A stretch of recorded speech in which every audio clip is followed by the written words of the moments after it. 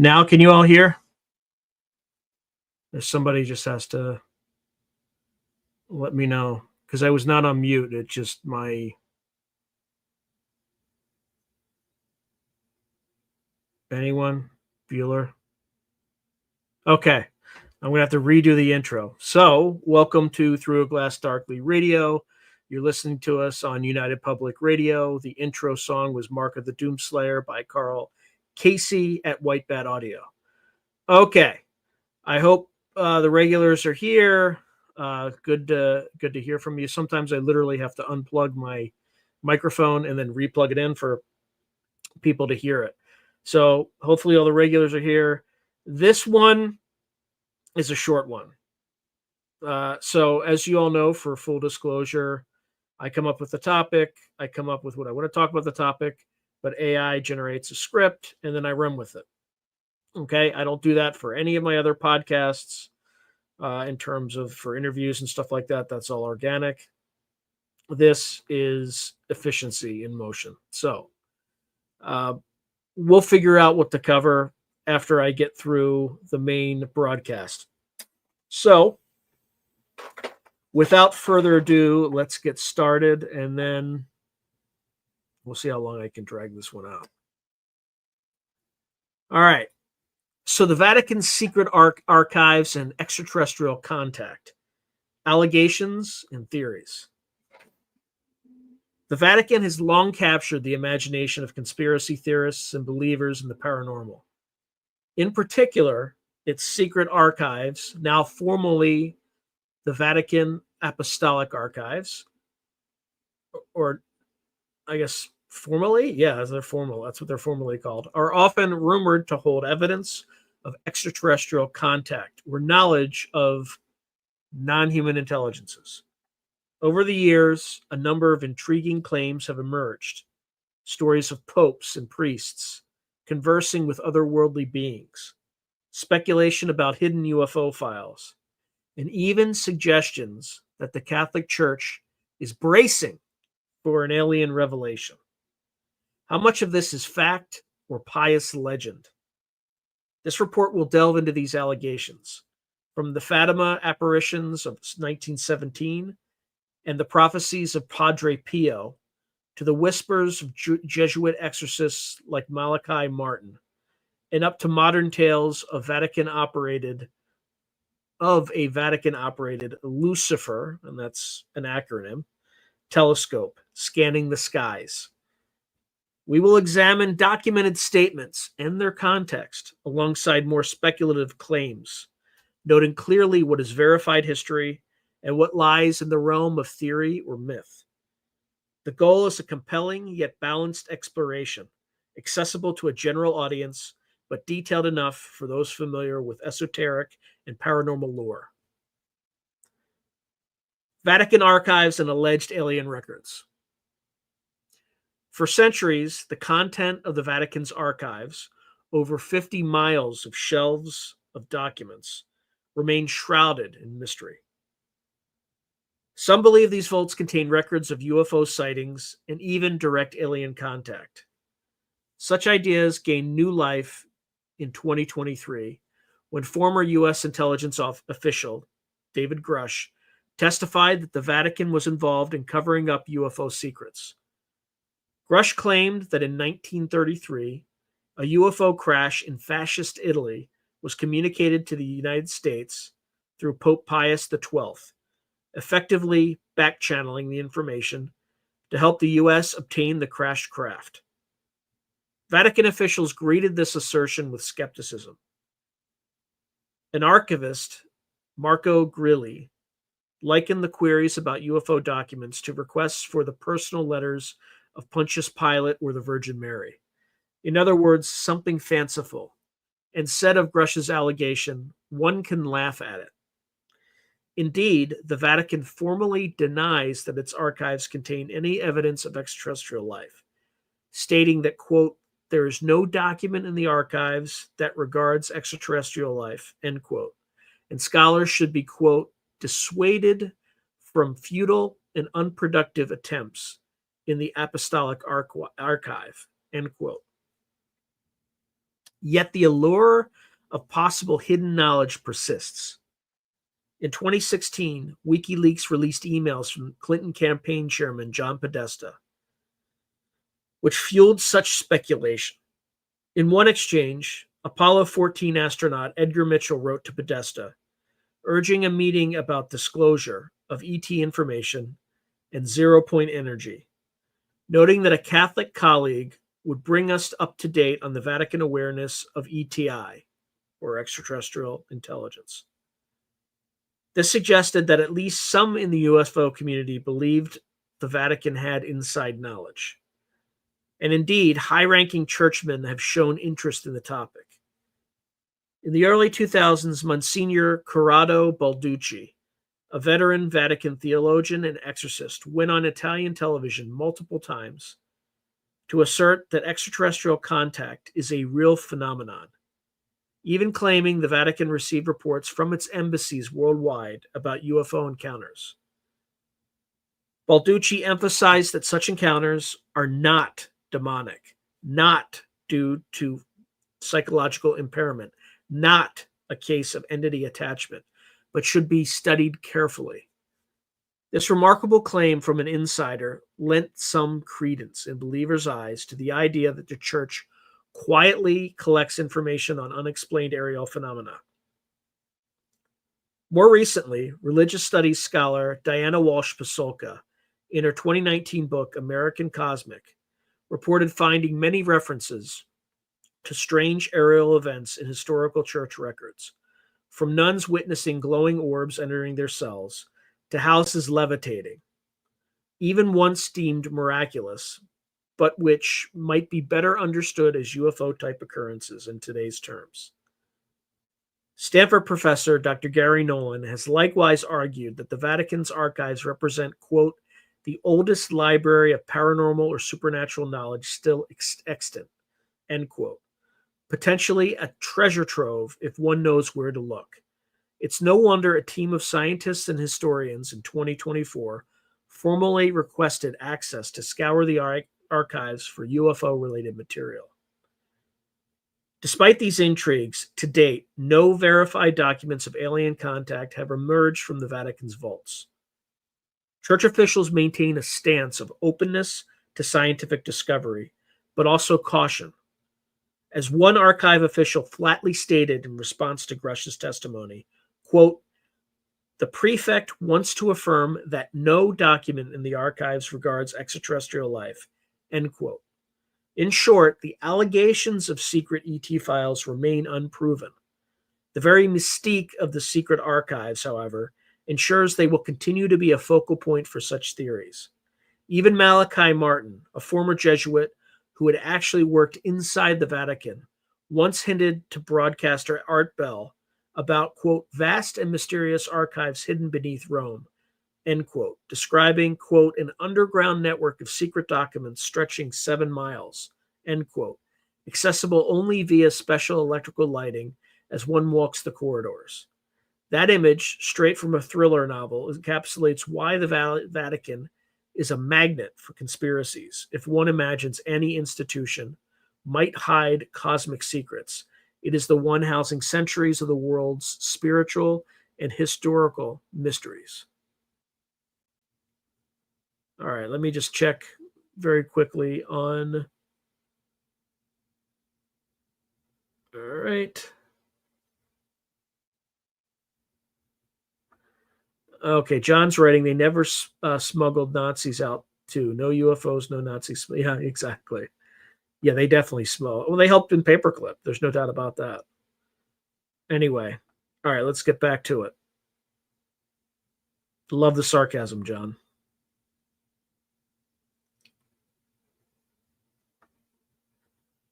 Catholic clergy and otherworldly encounters. A number of Catholic clergy, saints, exorcists, and astronomers alike, have been linked to claims about otherworldly beings. Here, we highlight 3 especially notable figures and groups, and what has been said about their roles. First, we'll start with St. Padre Pio, who was born in 1887 and died in 1968. An Italian Capuchin friar, renowned for his mystical experiences in stigmata. Padre Pio reportedly acknowledged intelligent life on other planets. In a dialogue documented by his fellow friars, Pio was asked if God created beings on other worlds. He replied emphatically, quote, "What else? Do you think they don't exist and that God's omnipotence is limited to this small planet Earth?" End quote. He even elaborated that, quote, "On other planets, other beings exist who did not sin and fall as we did," end quote. This astonishing statement, placing unfallen extraterrestrials in a Christian framework, shows Pio's view that God's creation is not confined to Earth. It aligns with his spiritual outlook that the universe is full of God's glory. It's worth noting that Pio's prophecy of the 3 days of darkness, a chastisement where demons would roam the earth, is often cited in apocalyptic circles, but it pertains to spiritual warfare rather than aliens. Padre Pio's openness to cosmic life was echoed decades later by Pope John Paul II. In 1999, when a child asks Pope John Paul II, "Are there any aliens?" the Pope gently replied, quote, "Always remember, they are children of God as we are," end quote. Such statements suggest that in Catholic thought, extraterrestrial beings, if they exist, would be seen as part of God's family of creation, not necessarily as enemies. Then we have Father Malachi Martin, born in 1921, died 1999. Malachi Martin was a Jesuit priest, Vatican insider, and exorcist who later turned whistleblower/novelist. He claimed to have read the elusive third secret of Fatima, which was a prophetic warning supposedly given by the Virgin Mary in 1917, and hinted that it was, quote, "worse than your worst nightmare, multiplied exponentially," end quote. Bound by oath not to reveal it directly, Martin nevertheless described it as a vision of a great apostasy and catastrophe within the church. In radio interviews with Art Bell in the 1990s, Martin also made cryptic remarks linking astronomy and prophecy. When asked why the Vatican was so invested in an observatory on Mount Graham, Arizona, Martin hinted that high-ranking church officials were tracking something significant approaching Earth. Wow, I never heard that. He stopped short of calling it aliens, but urged listeners to watch the skies in the coming years. Notably, Martin confirmed that the church is deeply interested in the possibility of extraterrestrial life, precisely because of its theological implications. He warned Art Bell that if an advanced ET species were confirmed, it would be the most significant crisis in church history, greater than any past schism or upheaval, because it would raise fundamental questions about mankind's place in salvation history. Martin did not say aliens were demons. In fact, he acknowledged Balducci's point that not all unexplained encounters are demonic, but as an exorcist, he was keenly aware of deception. He cautioned that without concrete proof, much about UFOs remains speculation, like nitroglycerin ready to explode if mishandled. Malachi Martin's blend of apocalyptic prophecy, Vatican intrigue, and cosmic speculation has made him a central figure in UFO and Catholic conspiracy literature. His credibility is debated. He left the Jesuits, and some say he embellished stories, but his insider perspective was undeniably unique. Then we have the Jesuit order, astronomers and exorcists, the Society of Jesus, the Jesuits. They play an interesting role, or dual role, in these narratives. On the one hand, Jesuits have been pioneers of astronomy for the Church since the 16th century, running the official Vatican Observatory. On the other hand, Jesuits have served as theologians and exorcists dealing with demonic phenomena. This has placed the order at the crossroads of science and the supernatural.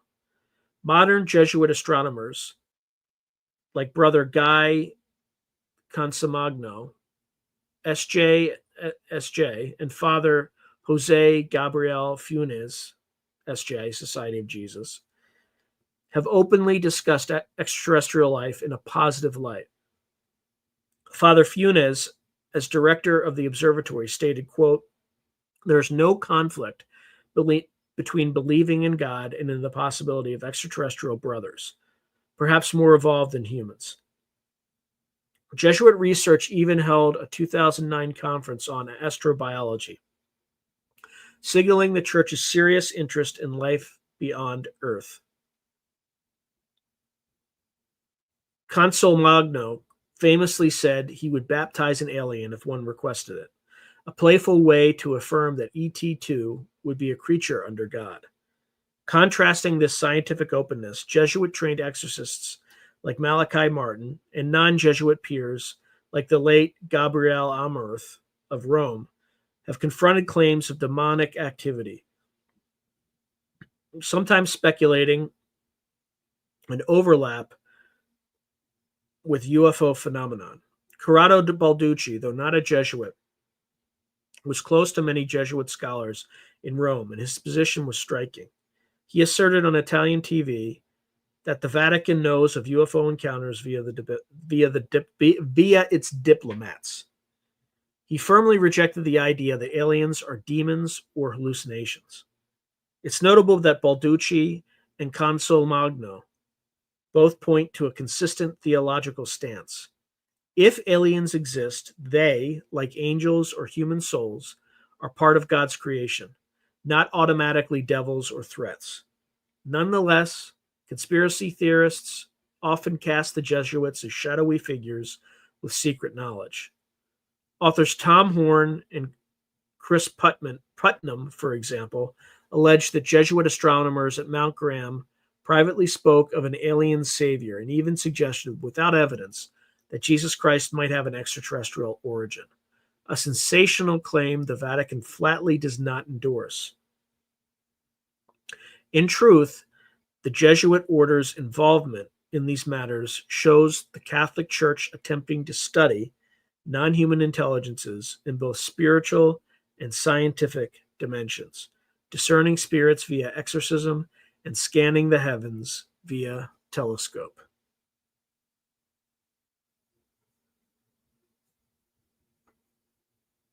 And then now we move to Fatima. Was it a Marian miracle or an extraterrestrial event? One of the 20th century's most famous religious mysteries is the Fatima apparitions of 1917. Between May and October of that year, 3 shepherd children in Fatima, Portugal, reported monthly visions of the Virgin Mary, who imparted prophetic secrets and promised a public miracle on October 13th, 1917. On that day, a vast crowd of 50,000 plus gathered in the rain-sodden Cova da Iria field and witnessed what has been called the miracle of the sun.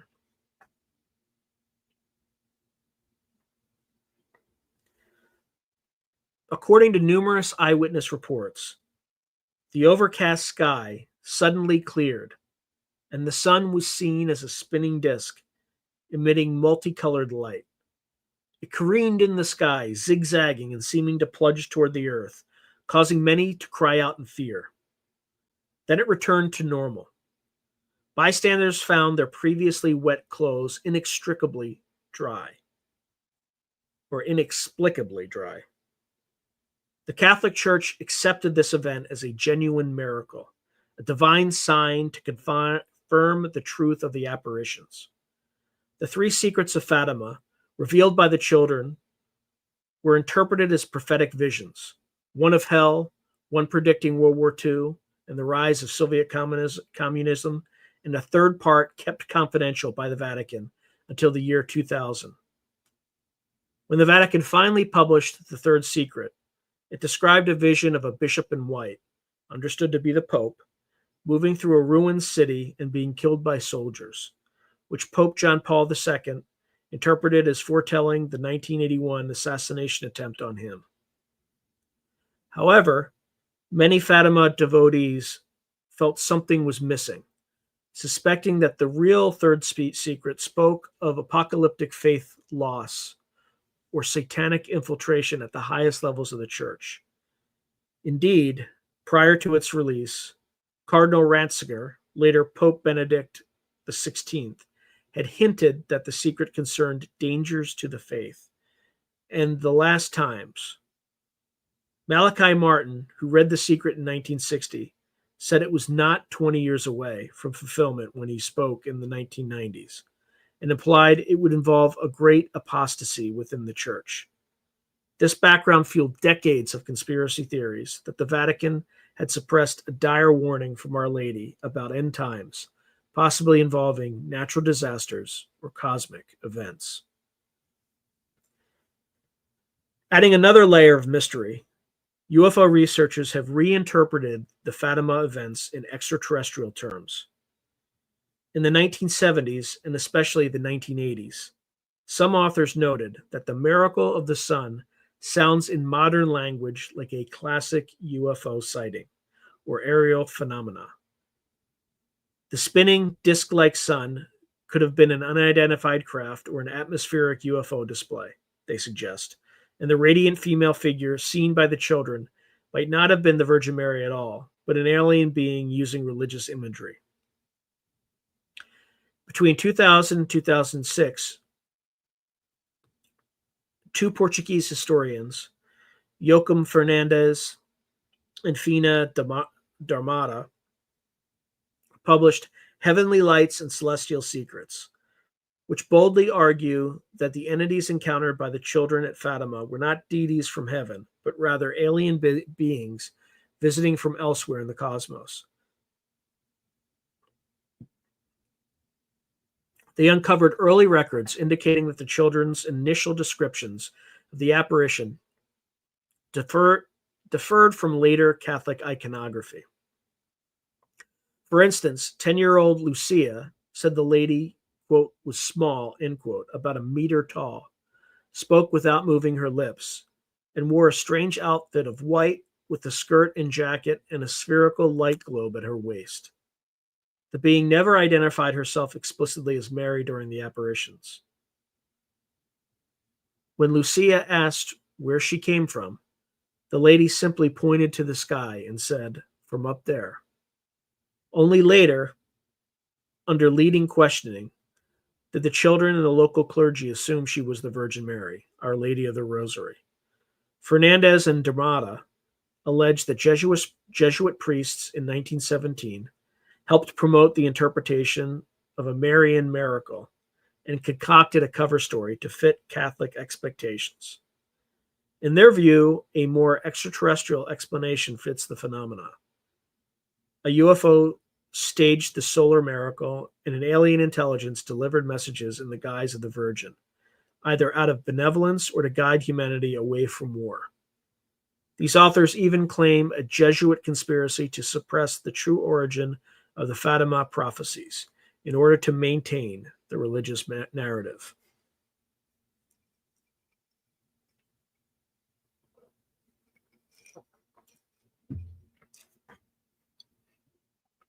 So was Fatima a miracle or a close encounter?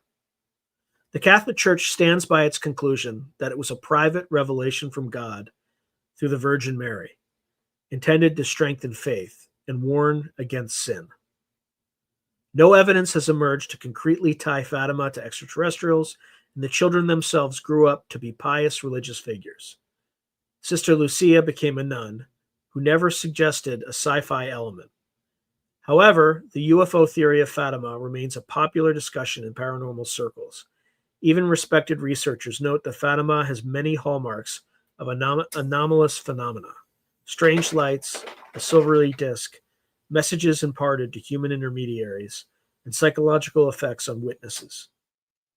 Dr. Diana Pasolka, the scholar mentioned earlier, points out that Catholic history is replete with events that ufologists might call encounters. She suggests we might reread some saintly visions or miracles as part of the same continuum as modern UFO sightings. Fatima is a case in point. In the end, whether one believes the miracle of the sun was a genuine divine sign or an extraordinary UFO event, or some unknown natural phenomenon, it undeniably links the religious and the unexplained. Fatima shows how an event can be sacred to one person and ufological to another, yet both interpretations grapple with realities beyond the ordinary.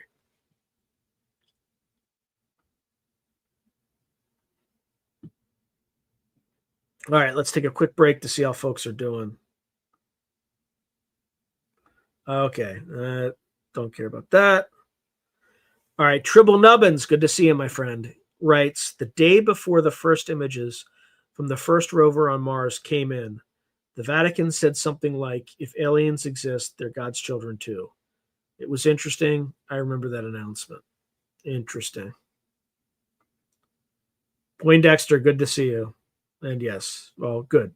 Good that to hear that it's interesting thus far. All right.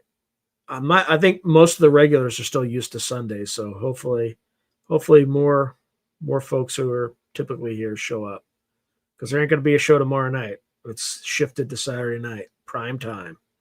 All right, let's just get back to it.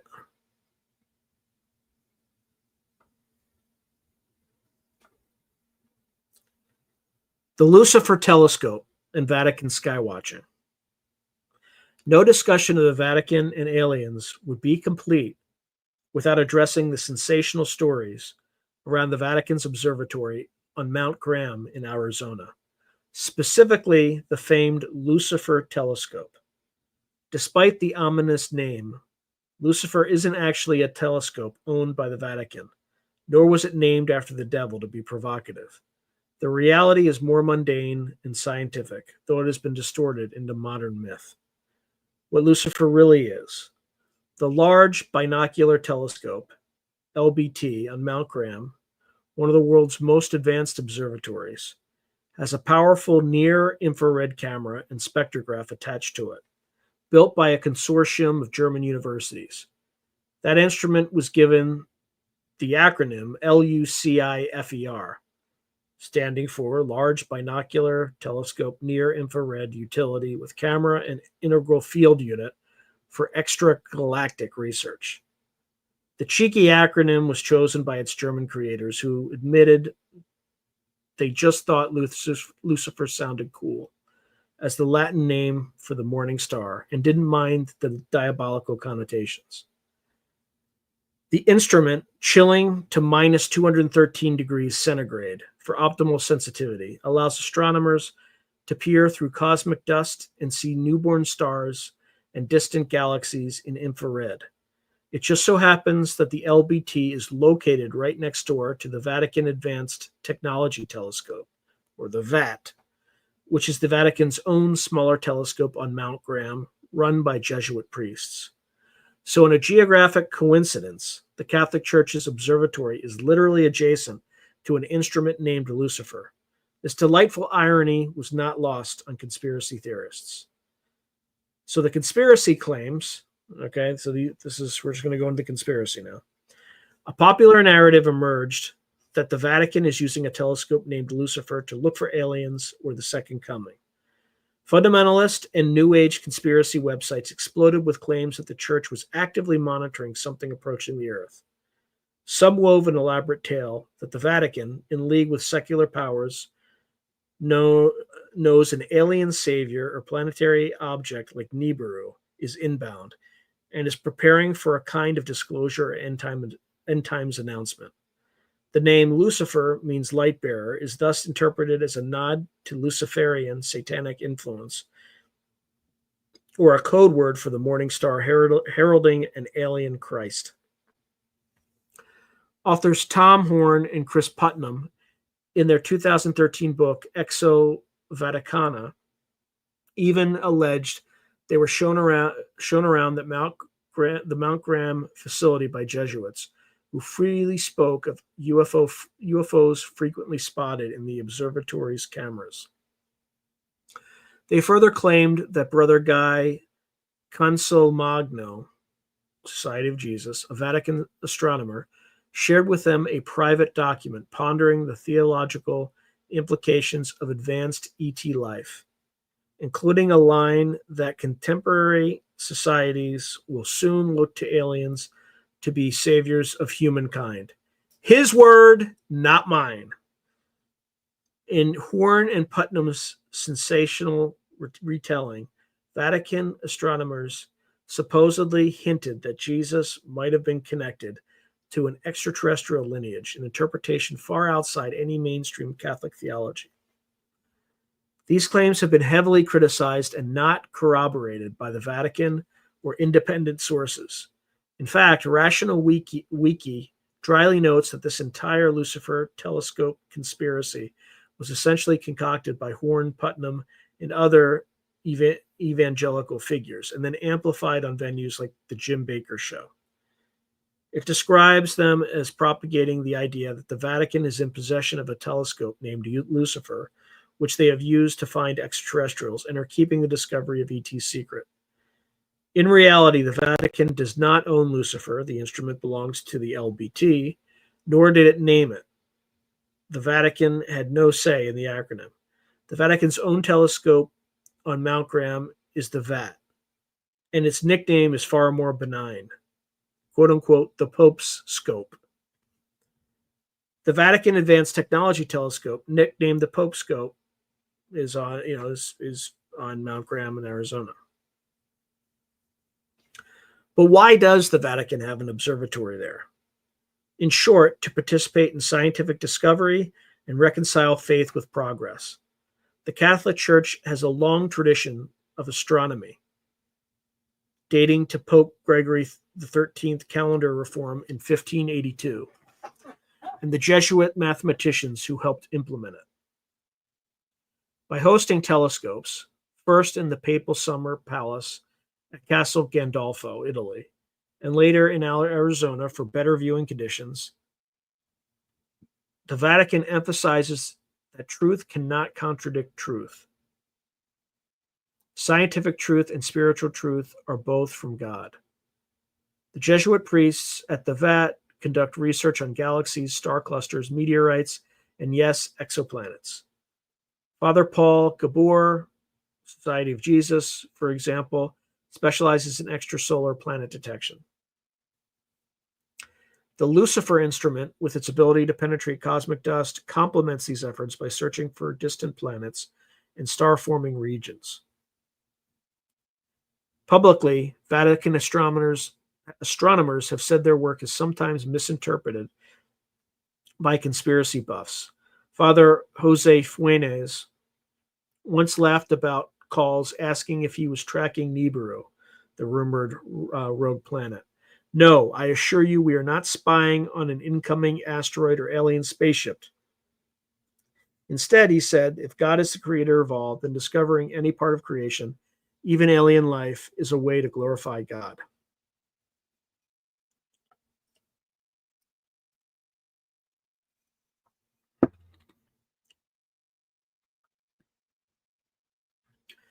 That said, Mount Graham's observatories have been at the heart of at least one intriguing rumor.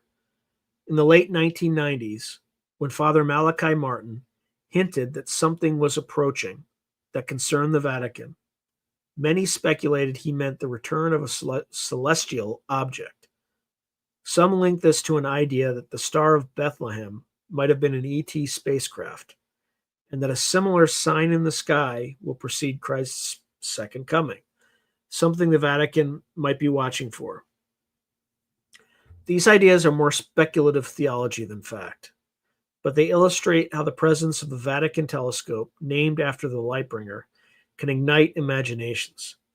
Despite the ominous acronym, Lucifer's actual use is entirely scientific. For example, mapping star formation in distant galaxies. If Vatican astronomers hope to find anything, it is perhaps evidence of planets that could harbor life, a discovery that would raise profound religious questions, but not destroy faith. Brother Consolmagno has said that finding aliens would be like finding a lost brother who we didn't know existed until now, and that he would happily baptize an extraterrestrial if it asked, quipping that any entity with a soul, yes, should be offered baptism. In Catholic teaching, baptism is voluntary, so an alien would presumably have to consent and understand it, which puts the joke in perspective. The bottom line is the Vatican isn't scanning the skies in fear or secrecy, but in curiosity and hope. The Lucifer conspiracy theories make for interesting plots, but they should not be confused with the church's real stance, which is far more open and benign. All right, let's take comments for a moment here. Poindexter writes, I think UAP sightings have inspired religious mythology throughout history. That's possible. Roger Claiborne has said, rarely ever see UFOs today. Sometimes I wonder if it's because our tech is good enough to take them down, so they seldom visit us anymore.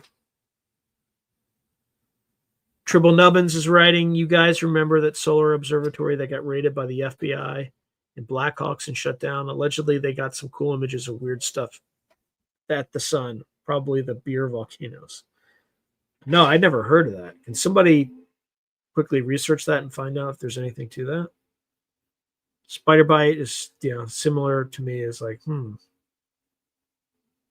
Roger Claiborne is saying, so that's why they keep the tech hidden, so they can fly in a fake Jesus and pretend he's alien. Who knows? Yeah, they did. Poindexter writes they also condemned Galileo. Gary Dixon is writing, hail classical Greek. Indeed, indeed, indeed. Spiderbite writes, the UFOs are probably appearing in different forms. Yeah, or disguising themselves, or who knows, any number of different possibilities could exist. All right, we're going to just get back to it. Framing non-human intelligences in Catholic thought. How would or does the Vatican intellectually and theologically deal with the concept of non-human intelligences, or NHI, whether we call them extraterrestrials, aliens, or something else? Throughout history, the Church has actually shown a remarkable flexibility on this matter. Far from being dogmatically opposed to life on other worlds, many great Catholic minds pondered it openly. Just to offer a historical perspective, as far back as the 15th century, Cardinal Nicholas of Cusa speculated that the stars were other suns with their own inhabited worlds, and this was not condemned by the Church. In the 18th to 19th centuries, priests and theologians commonly discussed the possibility of ET life. Some even wrote books about the inhabitants of other planets. The Church's stance was that Scripture and doctrine do not explicitly exclude rational beings elsewhere. No less a figure than St. Augustine, or St. Augustine, entertained the existence of antipodes, people on the opposite side of a round earth, and other non-human rational creatures, so long as they were understood as creatures of God. In 1908, the Vatican's newspaper stated that belief in the existence of Martians was not against Catholic faith. In short, Catholic theology has room for a very large cosmos.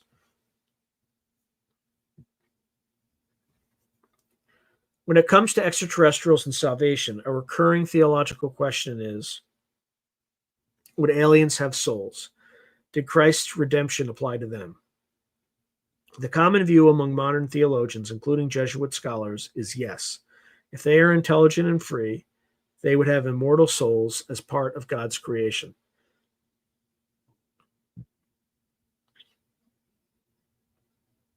Perhaps they never fell into sin, as Padre Pio's thought possible for some worlds. Or if they did, God's plan for their salvation might differ. C.S. Lewis once imagined a scenario like this in his sci-fi novels. Pope St. Paul II hinted at this cosmic breath of salvation when he said the Church's universality could include aliens.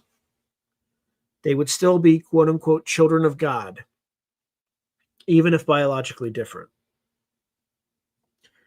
Pope Francis, too, remarked in a 2014 homily that if a Martian came seeking baptism, who am I to close the door? Emphasizing God's mercy is for all creatures who seek him.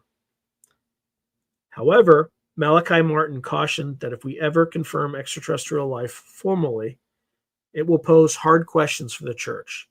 Are these beings unfallen? If not, did Christ's incarnation on earth redeem them? Or would they have their own form of revelation? Without official answers, the Vatican has quietly encouraged study and dialogue on these matters, rather than issuing premature doctrine. Angels, demons, or space brothers.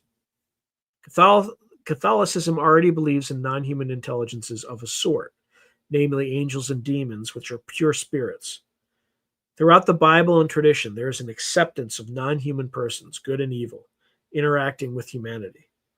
Some Catholic thinkers speculate that if aliens exist, they might blur the line between the purely spiritual and the material.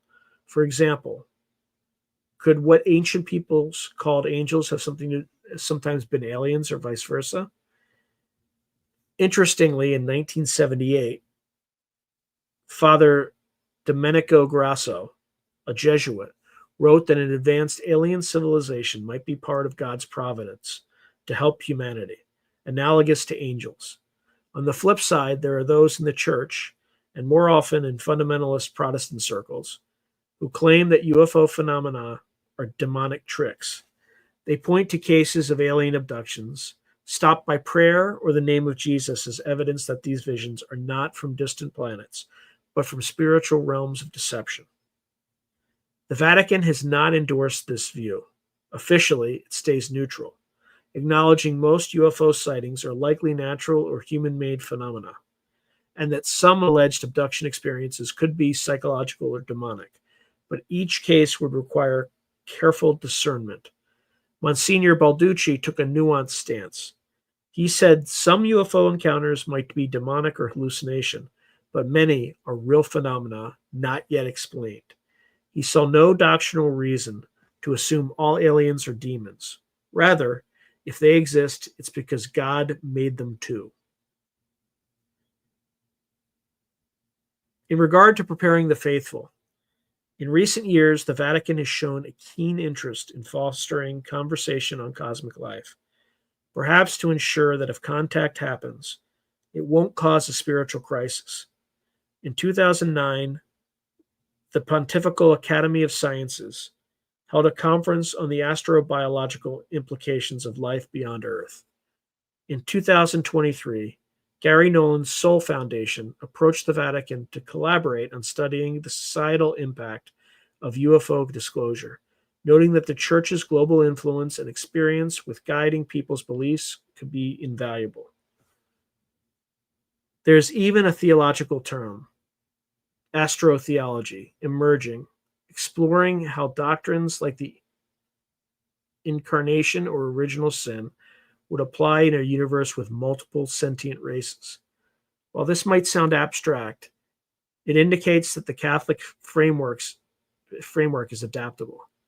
The faith that weathered Galileo's discoveries and Darwin's evolution can likely handle aliens as well. As Father Funes said, just as there is a multiplicity of creatures on Earth, there could be other beings, even intelligent ones, or there are other beings, even intelligent, created by God. This does not contradict our faith because we cannot put limits on God's creative freedom. And as Pope Francis quipped in 2015, until America was discovered, we thought it didn't exist. In every case, we should stick to what science tells us, while knowing the Creator is infinitely greater than our knowledge. In essence, Catholicism sees any truth about the universe as ultimately pointing back to God. So if tomorrow astronomers announce the discovery of alien neighbors, the Church would seek to baptize or spiritually welcome them, not bury its head in the sand.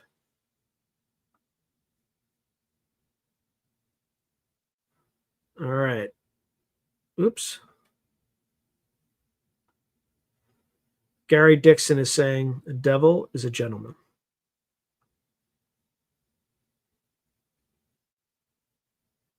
Spiderbite writes, Myron the Martian wants to destroy the Earth. The Gray Owl is confused. What day is it? It's Saturday, my friend. I made the announcement last week that we were moving from Sunday nights to Saturday nights. It's because there's more traffic on. It's a bigger audience apparently on Saturday nights. So I'm moving up in the world, my friend. So yes, it is Saturday. It is not Sunday. You are not confused. Although Spiderbite is adding to the confusion and telling Gray Owl that it is Sunday now. But it probably is Sunday where Spiderbite is, but it's Saturday where Gray Owl is. Gray Owl is saying probable forms are likely manifesting in probable appearances. Yep. So Roger Claiborne is, Saturday in the U.S. is responding. Yep. I didn't see your comment, Spiderbite. I just got to it, but Spiderbite basically said what I said. Spiderbite said, Gray Owl, it's probably Saturday for you. It's Sunday for me because I'm in the future, which Spiderbite is. Gray Owl is quoting the great Morrissey. Every day is like Sunday. Tribble Nubbins is writing, I'm so far in the future. I got some Wednesday in me, messing with the forever outside this pocket universe. Indeed, indeed, indeed. Fred's writing, no mention of Edgar Mitchell in his email to Podesta about Vatican knowledge of ETs. No, I mentioned it at the very beginning. It is definitely in there. I promise you. Those words passed through my lips to God's ears.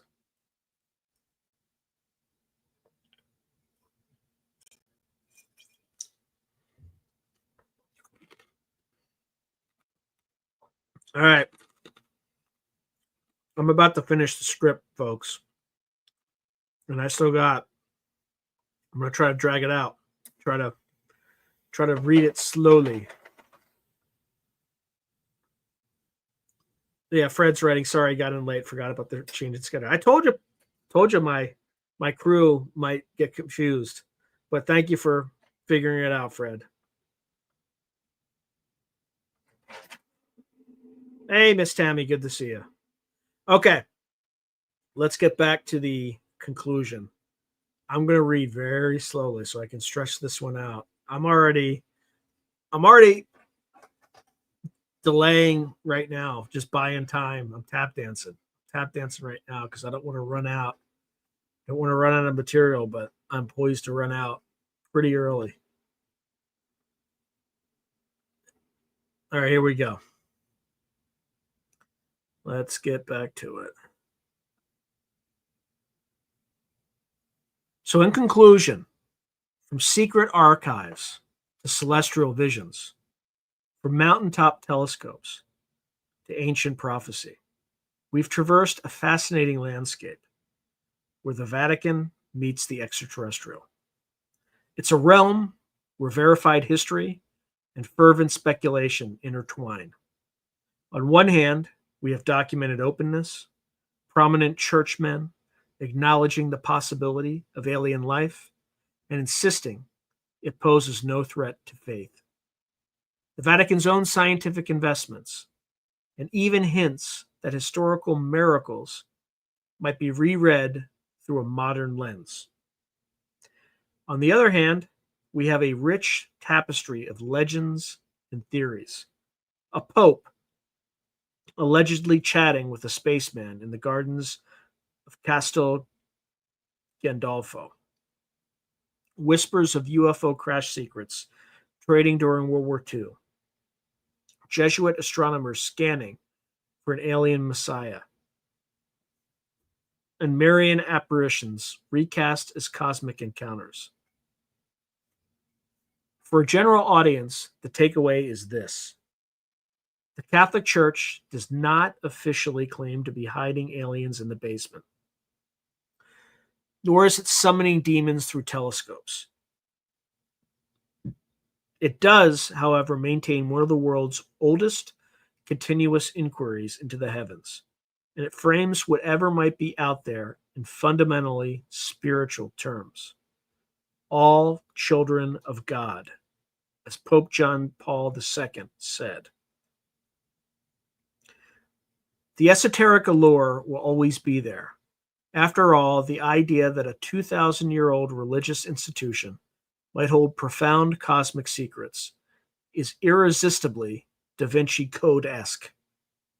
We have seen how this allure gave rise to stories like the Third Secret of Fatima, which still inspire both devotion and conspiracy in equal measure. For those familiar with paranormal and esoteric topics, the overlap with Catholic mysticism is striking. The Church has its angels and demons. UFO lore has its Nordics and Greys. The Vatican has prophecies of chastisement. Ufology has warnings of nuclear apocalypse from Space Brothers. It is no surprise that some have attempted to connect the dots, suggesting it's all one grand narrative. But as researchers often caution, we must distinguish between evidence and conjecture. We saw that Vatican representatives, like Marco Grilli, openly dismissed some wild UFO claims, where others, like Monsignor Balducci, took UFO reports seriously, but did not view them as inherently anti-Christian.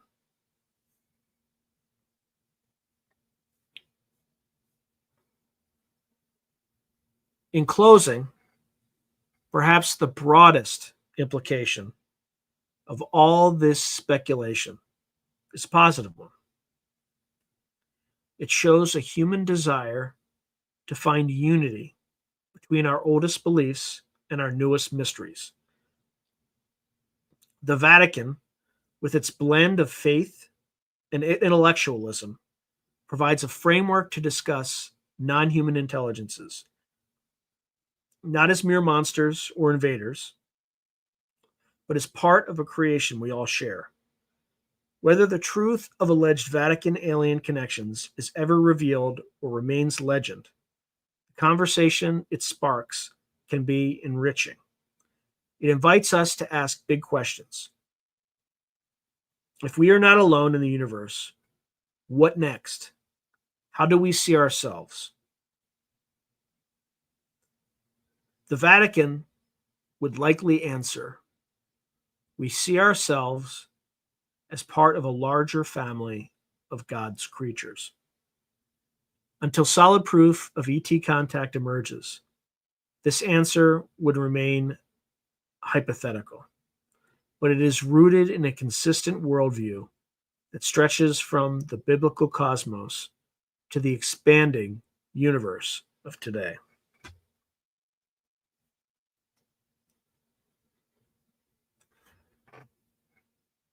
In sum, the Vatican's secret regarding aliens may simply that it's open to the possibility and has been quietly considering it for years.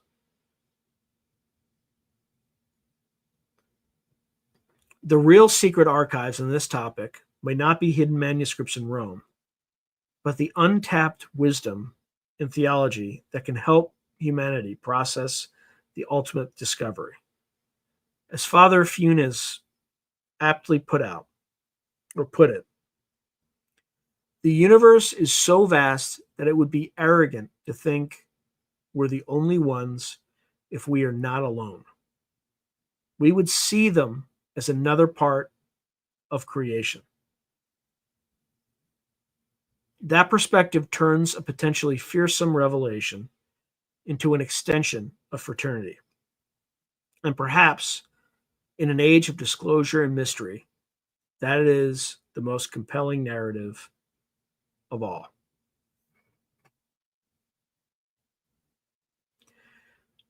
All right, that is what it is. A little note on the sources that were used to compile this. This podcast and radio show has references statements from Catholic clergy and official news sources, including Catholic News Service reporting on UFO archive research, published interviews and writings of Padre Pio, Malachi Martin's commentary as summarized in Art Bell interviews, the research of Fernandez and Darmada on Fatima, as well as popular science articles on the Lucifer telescope and the Vatican Observatory. Claims by conspiracy writers are noted with attribution, while clear distinctions are made where the Church's verified position is documented. For example, no ET documents and archives. This blend of sources provides a factual basis while illuminating the speculative fringe that surrounds the topic. All right. That's it, and that's all, folks, in terms of my prepared remarks. So that didn't even last me an hour. I thought it was short. All right. Fortunately, there are a ton of comments I can go through. So I shall.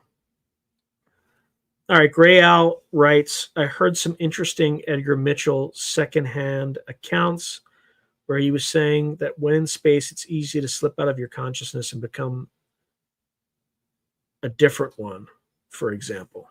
Well, that's interesting and creepy at the same time.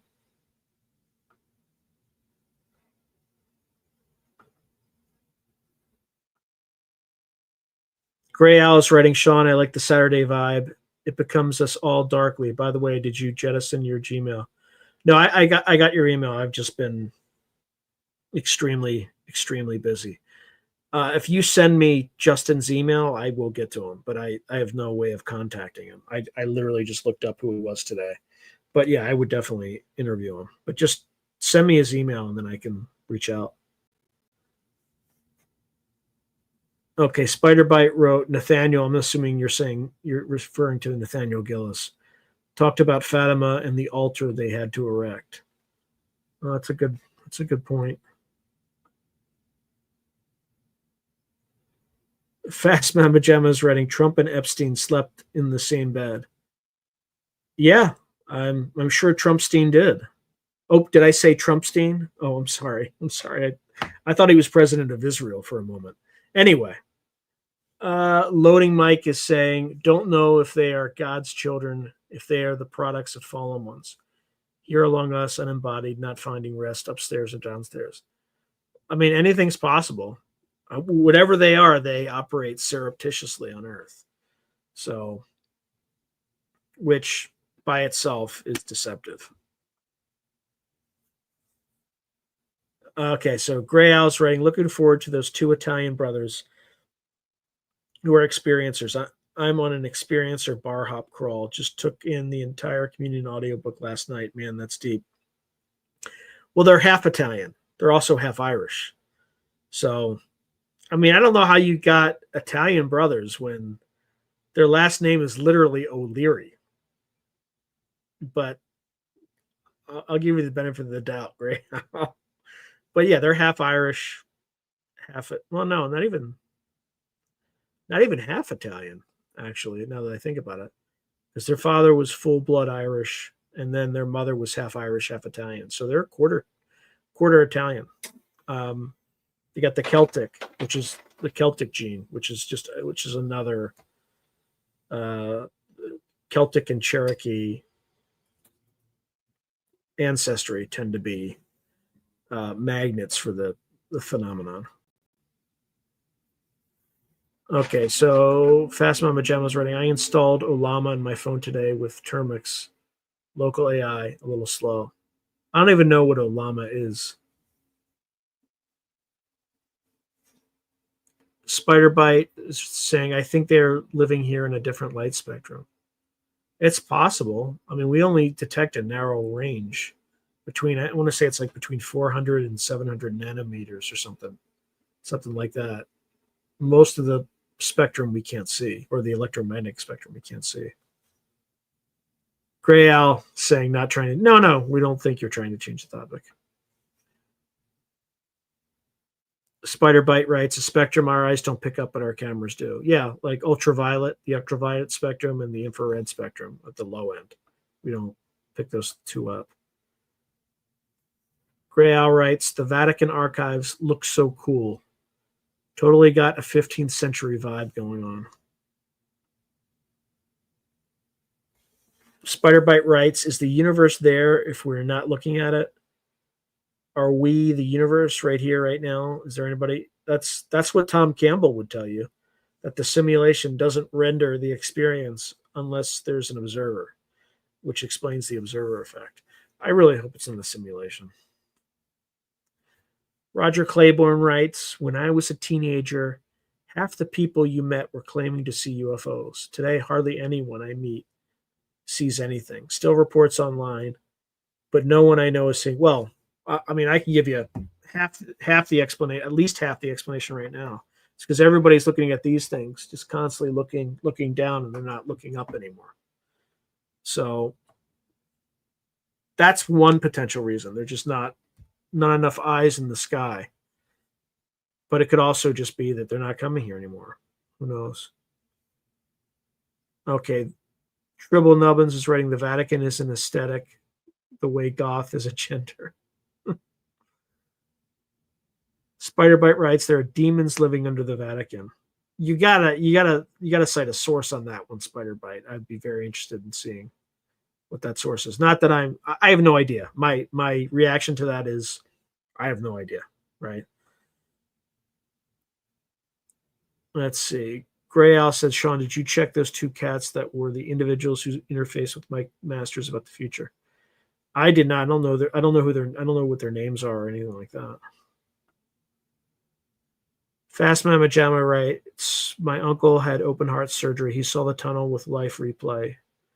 We are in a simulation. Maybe, or it's just this reality is an advanced, it's like a school, like a Dolores Cannon school sort of thing. Okay. Gray Owl writes, okay, cool. We do not need to jettison our emails. Indie Spect, welcome. I haven't seen you before in the chat, so welcome. And thank you for participating in this night's festivities. Is writing Bobby Ray Inman, mentioned by a few people recently. He's an interesting character. Show about him. That's an interesting. Yeah, maybe I look into it. I don't know if I can come up with 2 hours. I mean, I didn't even come up with 2 hours for the Vatican, but that would be interesting. And the guy, he's probably still alive. But after the Project Unity interview he did, I doubt he'll ever surface again after that. Gray Owl wrote, I punched out some 5 to 10 minute briefs on Justin for you and emailed the links a while back, maybe when you were on vacay. Yeah, that could be. But yeah, just send me his email. Because I see that he has a book.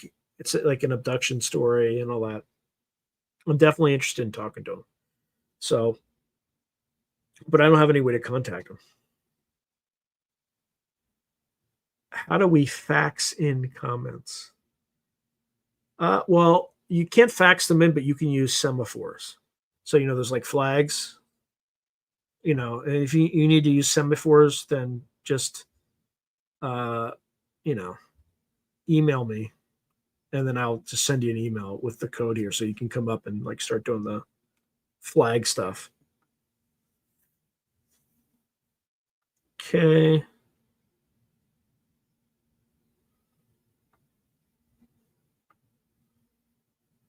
The left half. Not spider bite. I'm not sure what you mean, but the spider bite writes the left half. Gray Owl's writing, those bros have a really interesting archive of experiences. Yeah, I have like 3 hours of video with them, or more than 3 hours of video with them. So 3 separate episodes. So if you don't like those brothers, then, but one of them is a comedian, and like a professional comedian. We didn't cover it in the video. I mean, I edited out stuff because Sean came in a little bit later, so we restarted it. But like Chris O'Leary goes way back with like what's his name? Why am I Bill Burr, the comedian Bill Burr? Like he knows Bill Burr. He goes back with like Louis, the disgraced Louis C.K., the Me Too comedian.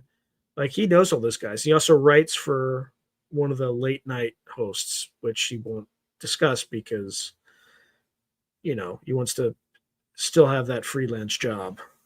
He just writes jokes for him.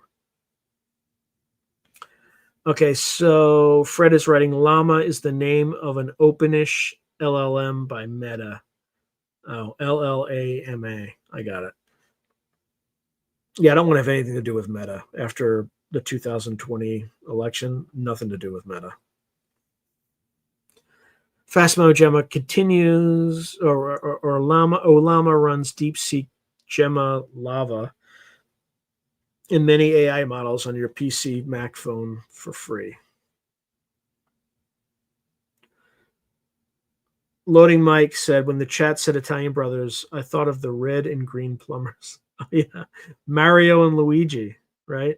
The Super Mario brothers.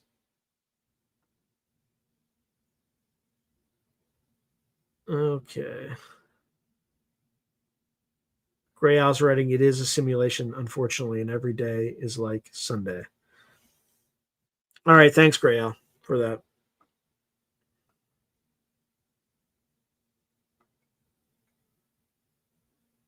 All right. Oh, Spiritual Ascension. Good to see you. Yeah, I guess word's getting around that, or people are remembering that this radio show got moved or got pulled into Saturday nights, which is great. Because I can already see like this topic is not as, at least I don't think it's as uh, attractive of a topic or as exciting as a topic as previous episodes.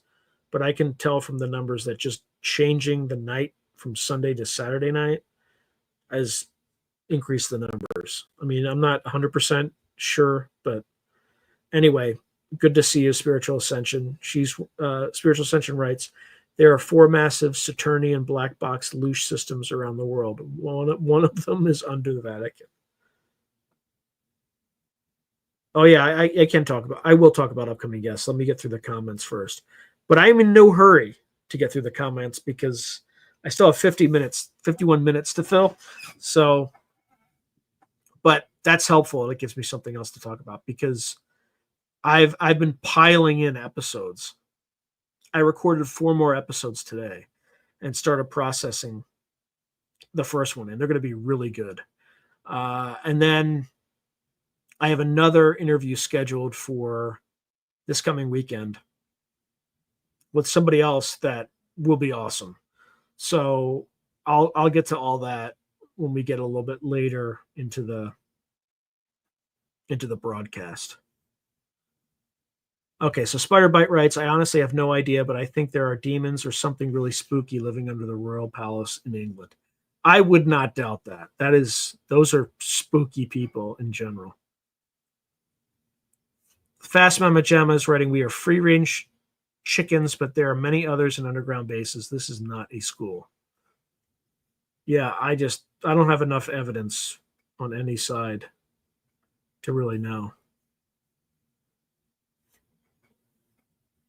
Okay, so Gray Owl's writing recent interview with what's his name with some good uncomfortable UFO questions. Inman and the British dude. Oh yeah. I definitely saw that. It's Jesse Michaels.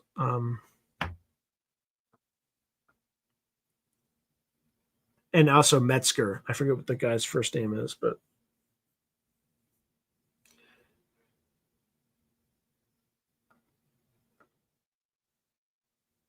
okay. Fast Mama John is writing. You can use Python scripts to catch orbs, saucers, or drones with Olama. It is disclosure at your fingertips. Hey Logan, good to see you. Good to see you. People are slowly figuring it out or remembering. I think I was pretty clear that we were moving to Saturday night. In fact, it's Saturday night and I already love that I have it on Saturday night because it's not like hanging over me on like the last day of the weekend. Like I can just destroy myself today. Like today was, I was started working at 7:30 my time, uh, and have just pretty much worked continuously until now. I took like one break to, took it like an hour out to get some food, but that's it. That's it. So I woke up, I had to do something for I have a kind of side gig at a local university. So I did like a call for that for about half hour at 8 o'clock. And then after that, I did 2 interviews with Lynn Buchanan and then spent a few hours editing his episode and then recorded two amazing interviews with Peter Levenda. And then, in fact, we were talking about doing another interview, but I'll have to remember what the topic was. I'm like blanking right now, but it was an absolutely fascinating topic because he just kept like dropping Easter eggs over and over and over again. And then of course I said some like the name of some dark occult figure that I wasn't supposed to speak out loud. And he's like, "Yeah, you're not supposed to say that name out loud." It's like, oops. So there's some good ones. What I'm trying to do is I'm trying to get 2 months. Well, we'll get into that. I want to get into like I'm starting to think of my strategy for this channel and several other potential channels and books and anthology or collections that I might come out with next year. So we'll get into that in a second. My only constraint now is time. Okay. Fast Mama Jamma saying, I think Meta is out of Olama. Could be. Oh. Woo Riders DG. Good evening, Sean. I will email you tomorrow. Got some news, brother.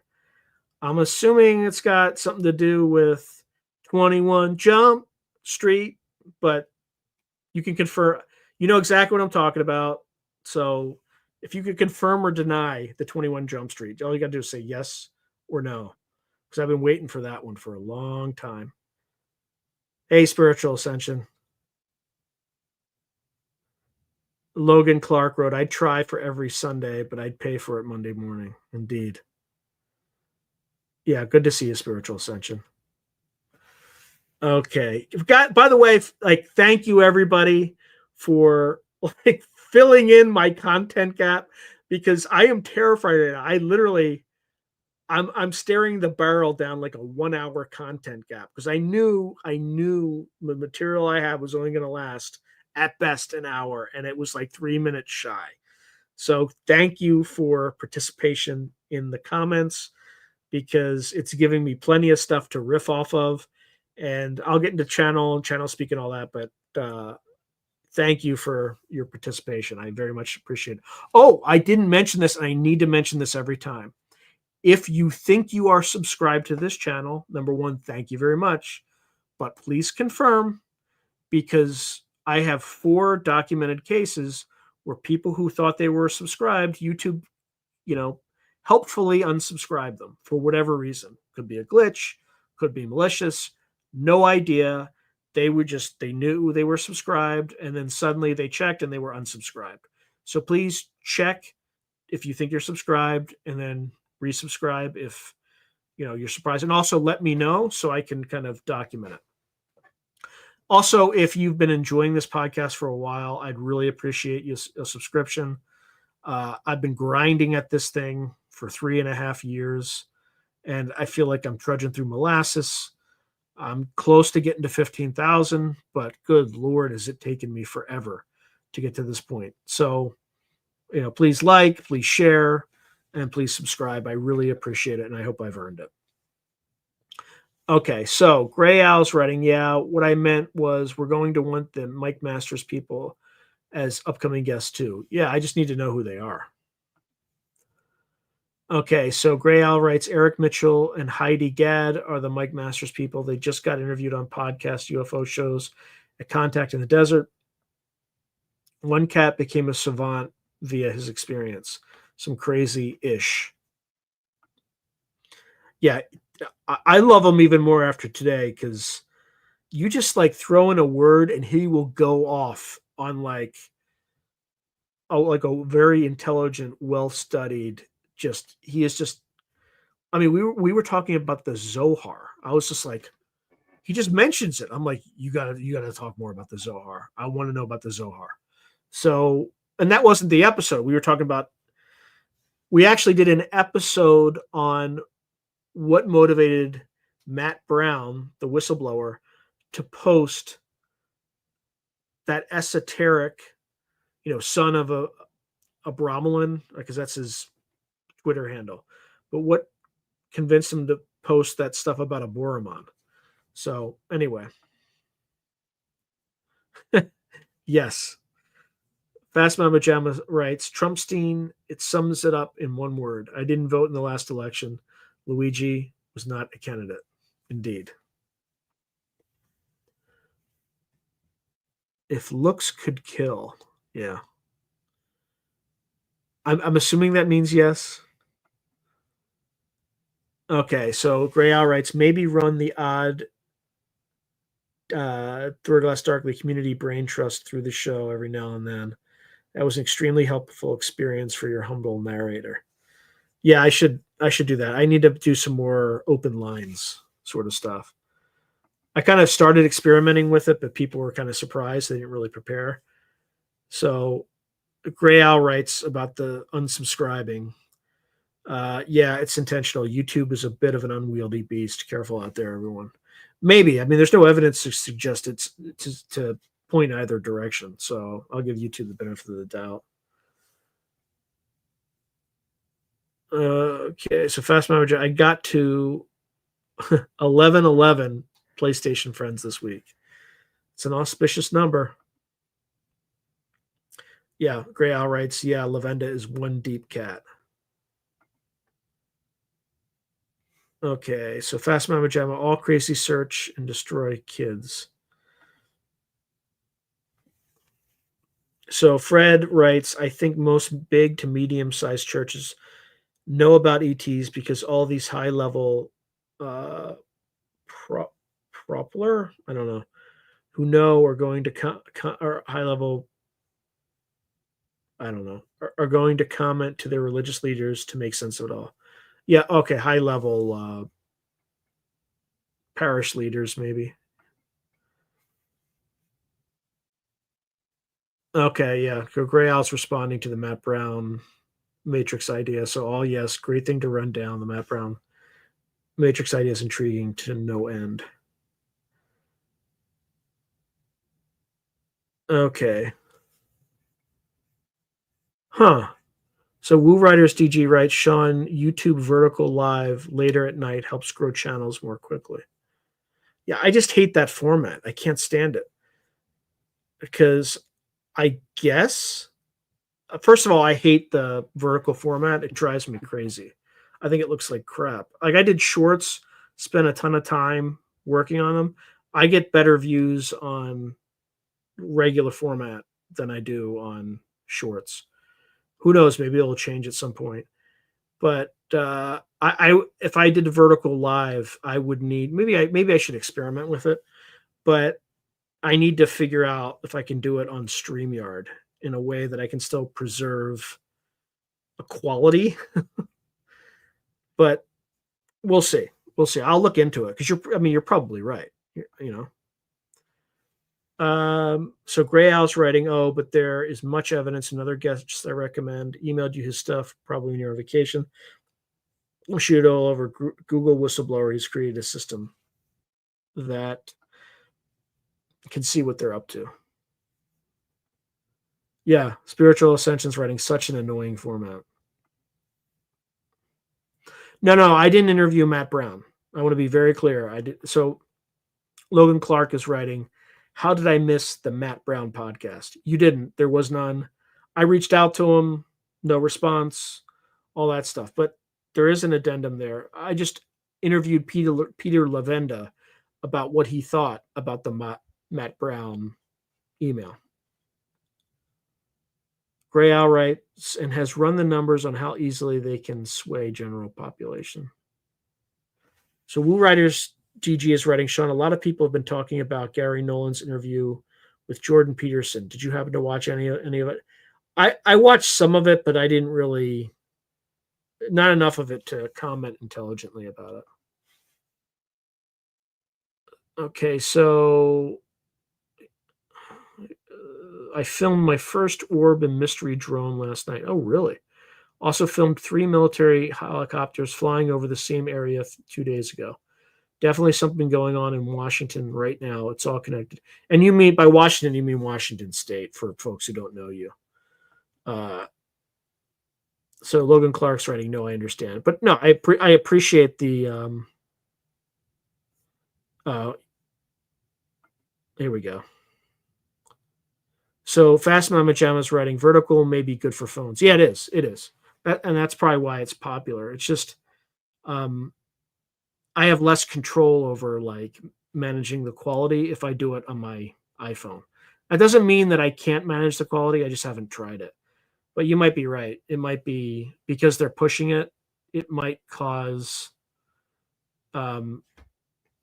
things to perform better because that just happens to be YouTube's flavor of the month. So they're probably pushing it like crazy. So, okay. So Gray Owl writes, yeah, at I saw that. It was pretty much, in my humble opinion, Nolan successfully popping Peterson's UFO cherry politely. Yeah. Yep.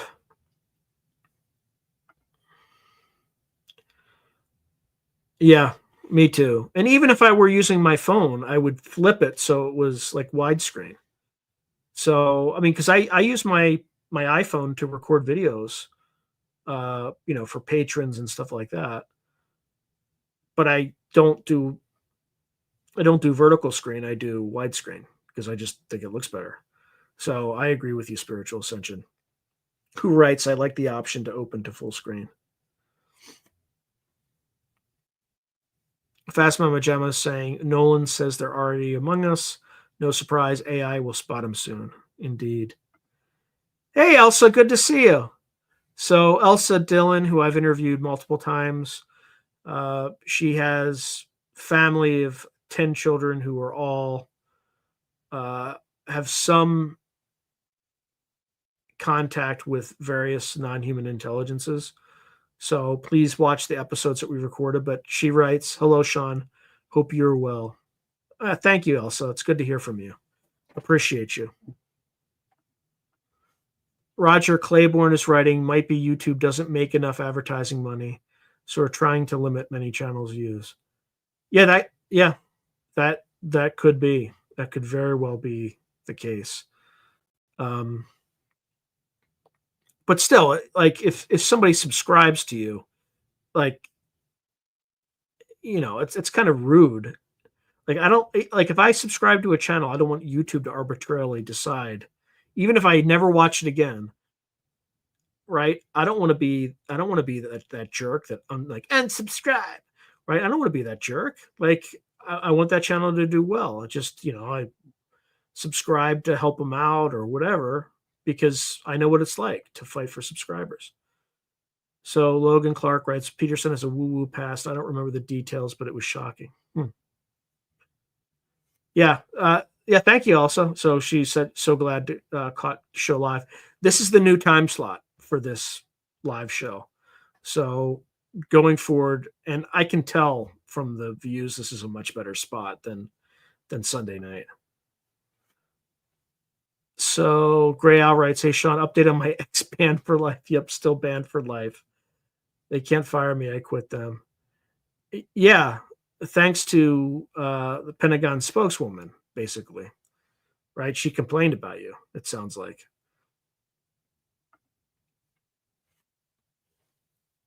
Elsa Dillon again writes, wishing well to others, make us all abundant. Yeah, I should talk about that. So Thank you for reminding me, Elsa, even though you didn't realize you were reminding me. Let's see. News Nation comments get deleted. Any insight? Yeah, that's weird. There's probably just somebody managing. If you're critical of them, then they're probably just, at least they're deleting them, right? They're not shadow banning you. Which, if someone comes in and like all they do is trash talk me, or like, uh, normally I'm all about free speech and open debate and all that stuff, but I work my ass off on this channel, and if somebody comes in and just takes a dump on my comment section, I just shadow ban them. I just They don't know they're shadow banned. They just keep screaming into the void, and they're the only ones who can hear them. And the reason is it's just I don't have, if they make like a constructive criticism, I appreciate that. I'll thank them. But if they just come in and just say, "And Lynn Buchanan, I came here to see Lynn Buchanan. I didn't come here to see the host talk at all. So the host needs to stop talking." Like those people, yeah, fuck you. Bye bye. Right? Like I don't need that. It's not constructive. I try not to talk too much, right? But sometimes there's context, and I'm not always great with it. But there's a better way to say that. Hey, I really enjoy your channel. In this episode, you didn't really let I would have appreciated hearing more of the guest's perspective, but most of your other episodes, there are ways to deliver it. But anyway, I shouldn't be ranting. But Gray Al's writing, LOL, you're probably right. I said I wouldn't be surprised if she had a bowl of human fingers this night sitting on the desk. Elsa Dillon's writing, yep, click that red button. If rude or no manners, eject seat button. But the beautiful thing about it, though, is they can still watch the channel and they can still comment on the channel, but no one sees their comments except them. That's why I love it, because you don't anyway. Does it work in replies? Yeah, absolutely. Yeah, so you can reply to somebody, but here's the thing. You're not shadow banned on News Nation because you're seeing your comment deleted. If you were shadow banned, you would still see your comment. You would have no idea. Unless you talk to a friend and you said, "Did you see my comment?" And they'll be like, "No, bro, I didn't see anything." So, yeah, manners maketh the man. Although my profanity was not great. So, my apologies for folks with sensitive ears. I should not have used the F word, but sometimes I have to vent. So that was just venting. So Gray Al writes, yeah, good call, Sean. Negative trash like that actually harms the vibe and all that are liking it. There, from time to time, I'll leave one of those things on there, and all of you guys, my crew, will just attack them. So, maybe I should leave some raw meat there to see what happens. But I mean, I'll experiment with it. But yeah, there's some rude people. You're just like, I get it. I got it. I try not to talk too much, but you hear it enough times and you're just like, I'll get a comment on a video that I made like 3 years ago. And you're like, yeah, I know. I was just starting out. Like, I don't do that as much now. I'm trying to get better, but I don't need to hear it for the 11th time. Okay, so Fast Mama Gemma's writing, News Nation has an agenda. One word, Cupmo. Well, yeah, they're run by the intelligence community. Roger Claiborne saying, I'm shadow banned on a lot of political news channels because I expose way too much and change the narrative being pushed by influencers. Yeah, fair enough. Logan Clark, you should get into voice acting. Is that a hint that I need work, or is that a hint that I'm decent at it? I'm just clarifying. Because I don't know. It could be sarcasm. I don't know. I don't think it is, but please confirm, Logan. Please confirm. Because I'm taking it like it was a compliment, but please confirm.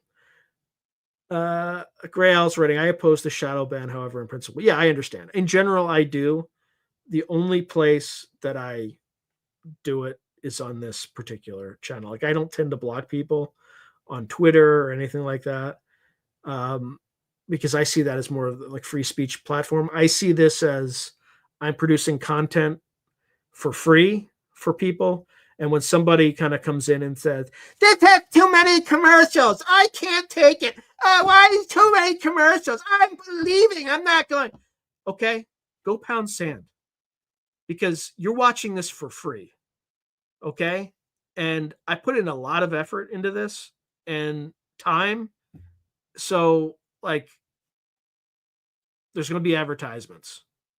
So I don't need people saying that, like, you're not at it. It's not constructive, right? It's just entitled and annoying. So those people, I like nuke them into the shadow ban bucket immediately. That's that's why. But outside of YouTube, I agree with you. Well, I do it on Spotify. I'll delete a comment because I don't have like a shadow ban function. But again, the flavor of comments that get deleted are, "the host speaks too much. Let the other person speak." And the second one is, "there are too many ads." Blah blah blah. Well, too bad. You know. Anyway,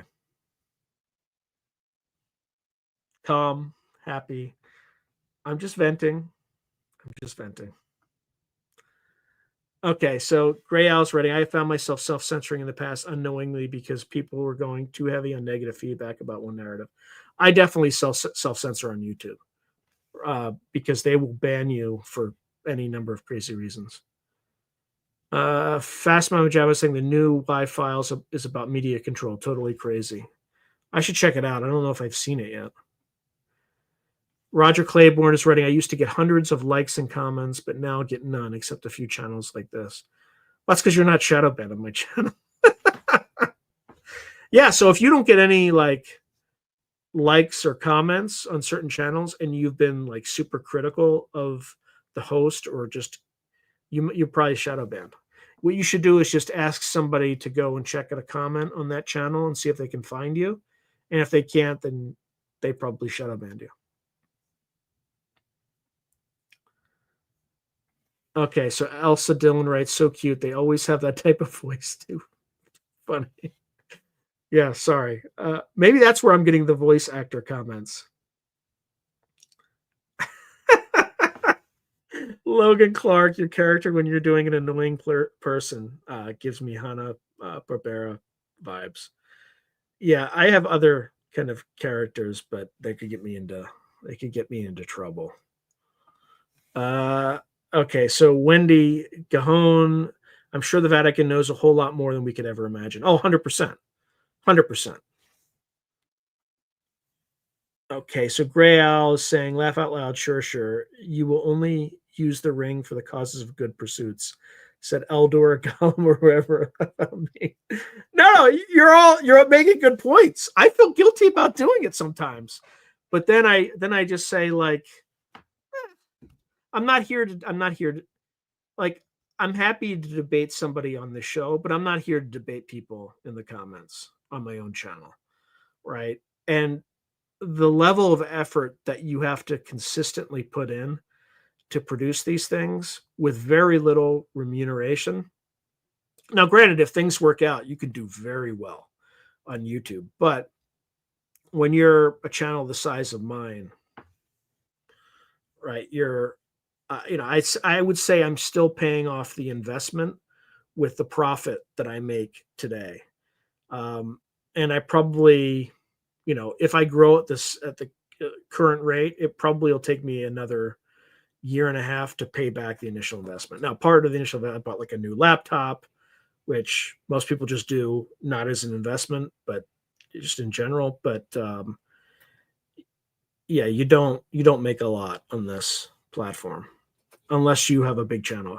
If you have more than 100,000 subscribers, then yeah, you're probably making decent money. Yeah, if I already recognize you and you've commented a lot of times and you have a spicy comment and I remember you and I've like interacted with you for a very long time, chances are you won't get shadow banned. So, and that's, the next comment was, I hope Sean doesn't shadow ban me. I have some spicy comments, but I love this channel and content. Yeah, if I recognize you, you're basically grandfathered. Fast Mount Gem. I almost blocked Gray Owl accidentally. That was weird. Okay. Gray Owl's writing Woo Rider to Woo Rider GD. Talk to me, Goose. Have we fallen out without my getting the memo? Yeah, it's all caps lock yelling. Okay. All right. So Roger Claiborne is saying even a lot of my original physics hypotheses get shadow banned. I am an original thinker and might be too close to classified secrets, I suspect.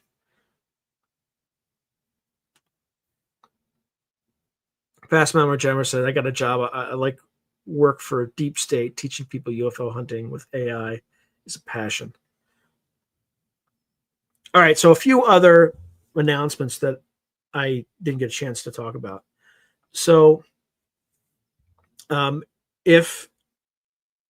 posted, let me step all the way back. So I did an interview with Lori Lothian, who is the astrologer at Lunatic Astrology.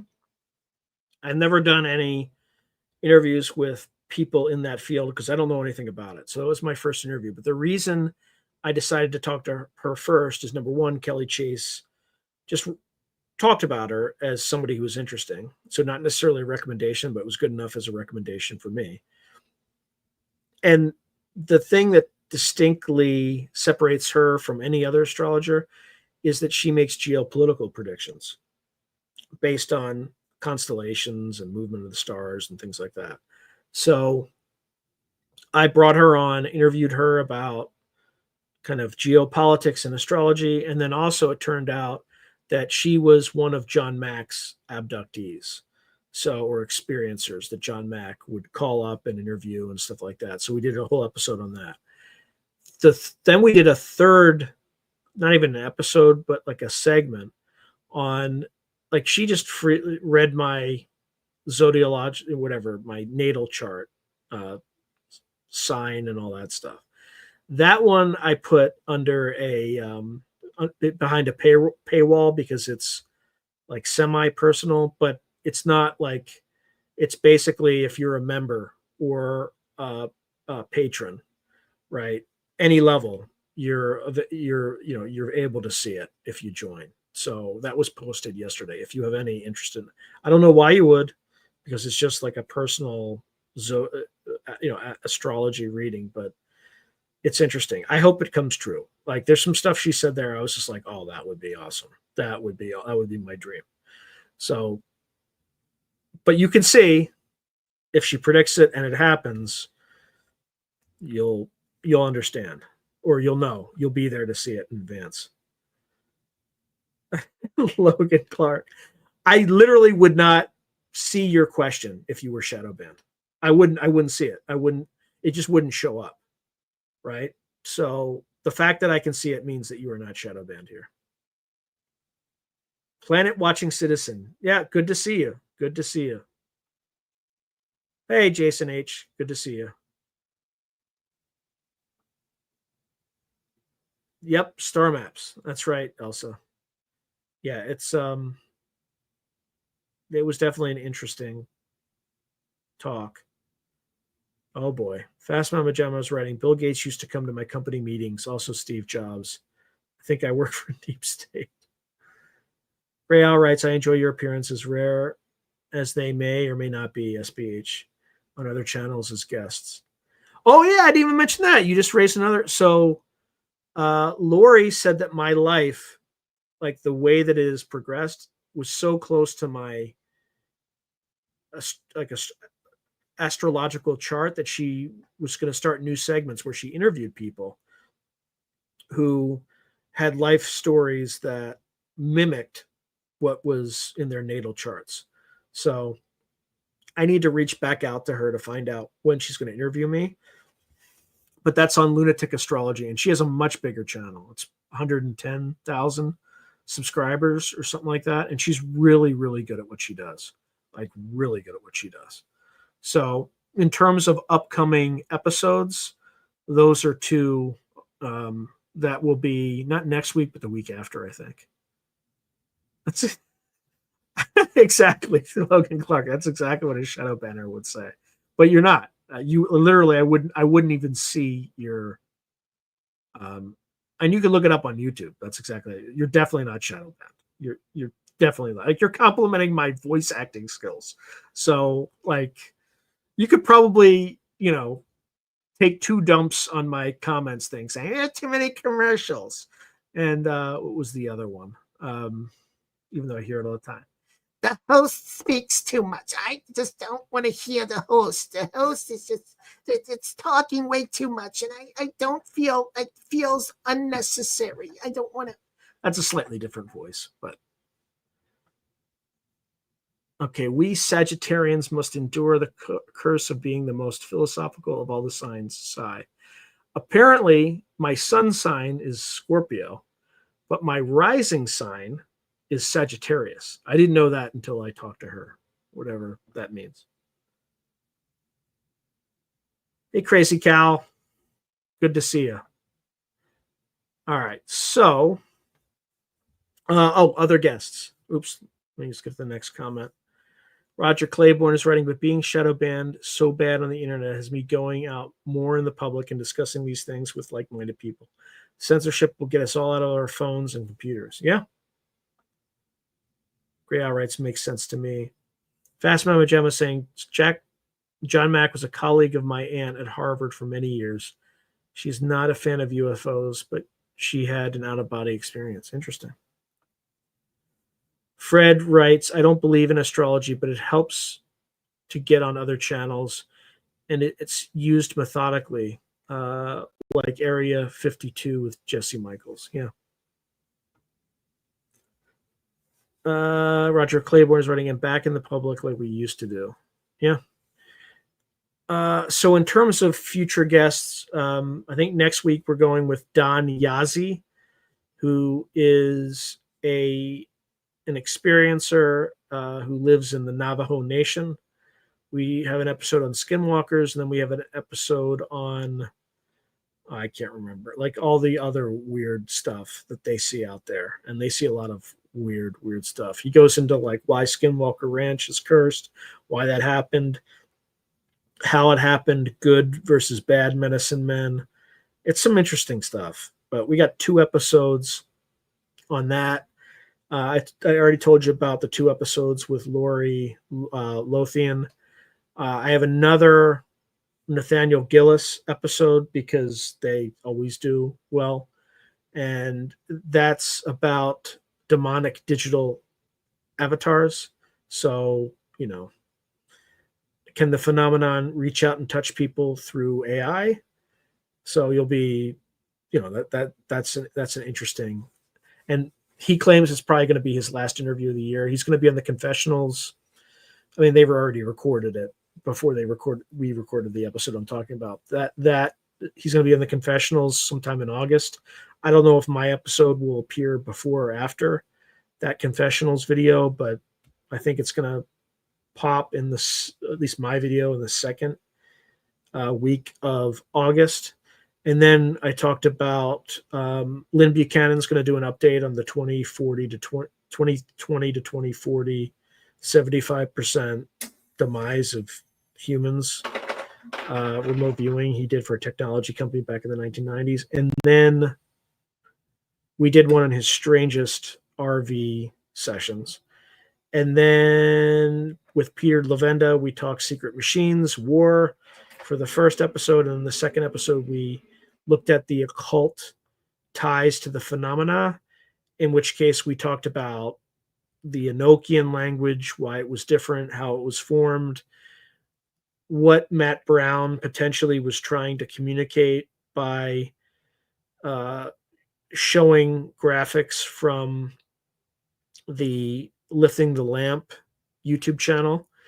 And then an episode, so that's kind of the second one. I mean, they're both fascinating. And then I have an interview scheduled. Hopefully I can get 2 episodes out of, he calls himself Frater Aletheria. He is the um, creator of the Lifting the Lamp YouTube channel. He is the snapshot that Matt Brown put on his Twitter account came from this guy's channel. So I'm going to interview him next weekend. That'll probably appear at this point, I think beginning of September. I'm trying to build a massive inventory of videos for reasons I'll explain in a second. Let me just answer some of these comments. Yeah, Solite US expat writes, "Oh damn, I didn't know you were on. Just noticed." So because the radio show is doing so well on Sunday, they moved me to Saturday, which has a much larger audience. And like I can tell by just looking at the number. Well, actually, let me confirm. I'm going to look at the numbers on my end because I don't know where all this traffic's coming from.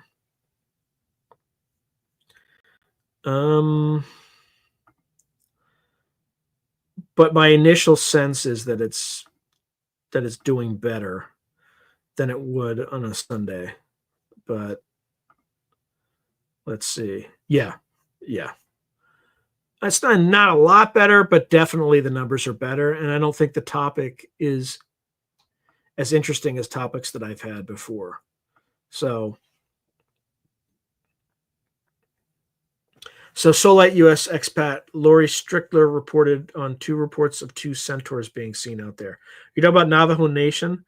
Because Don Yazzie did kind of just throw in centaurs. And I'm like, I'm not even going to go there. That's too. He just mentioned them in passing. I'm like, I'm not going down that alley just yet. Like, but it could be the same thing Laurie Strickland's talking about. All right. So Gray Owl's writing, "I like that you got some Irish in you to laddie. I'll share my last haggis and wee dram with an Irishman that can tap dance and smoke treachery in the halls of body politic and the murky expanse of these new alien wilds." Okay, so Logan Clark writes, "If I have to go back into public, I really don't want to get shadow banned." Yeah, in public, it's just arrested. Okay, so Solite US expat said, "I thought Lynn Buchanan told everybody about that project between 2040 to 2050. Now I'm curious what he left out." Now it's 2020 to 2040. And it started with COVID. Okay, so Gray Owl's writing, "What do these pounds mean on certain comments? Is that like a 3 strike in your?" I have no idea what the numbers mean on certain comments. It might just be likes. I don't know. I don't know what you're seeing. Okay, so Roger Claiborne, "Lots of lonely women out in the public wonder where all single men are.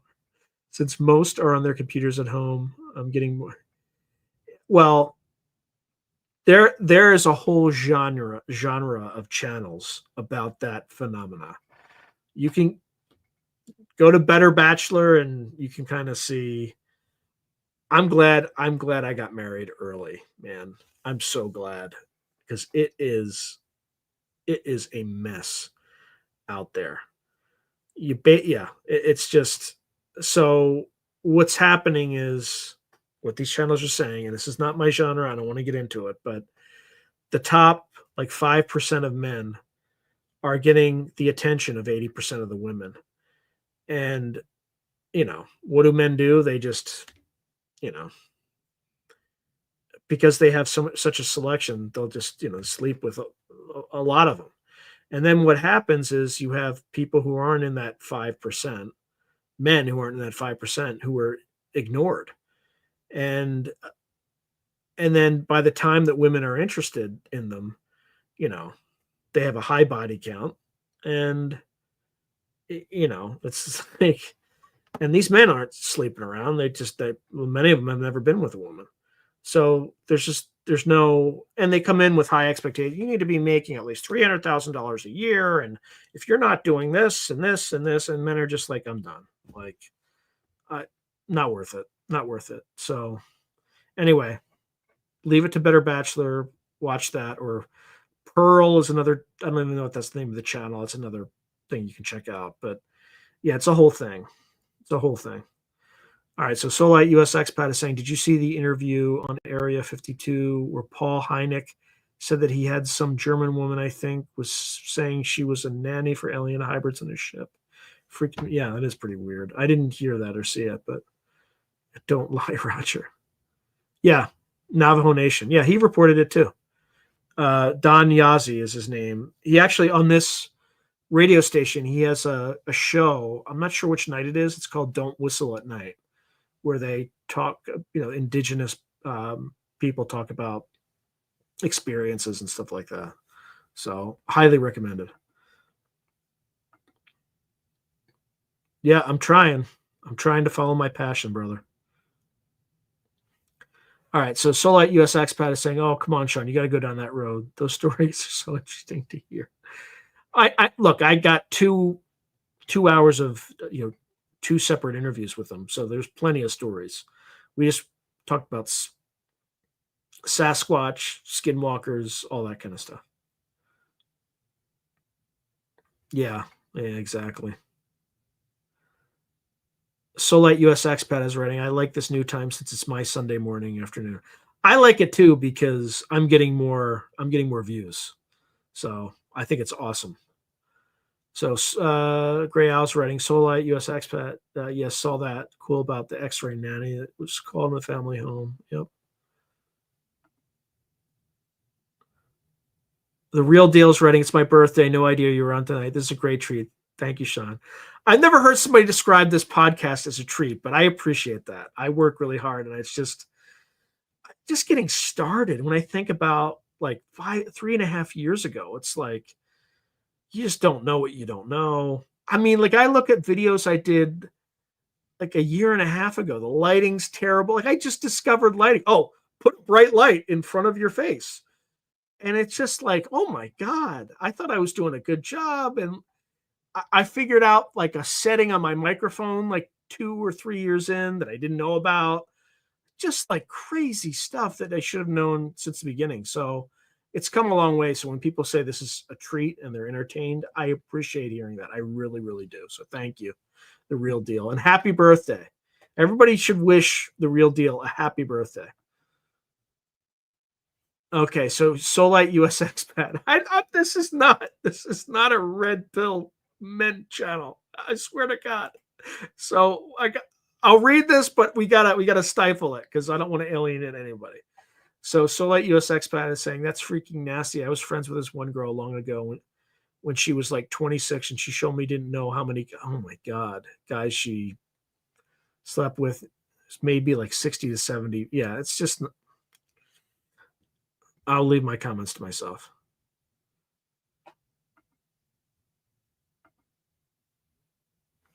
Fast Mama Jamma is writing. I talked to my son about it. I am married too. I would go dancing salsa back in the day to meet the ladies.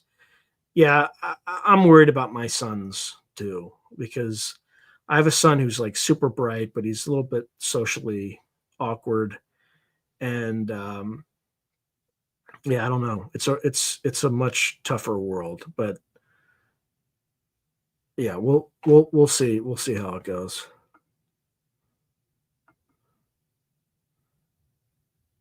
Okay, so Gray Owl, Roger Claiborne, you are possibly the most eligible Through a Glass Darkly Bachelor of 2025. You'll be snatched up off the shelf. Keep rocking it, Roger Claiborne style.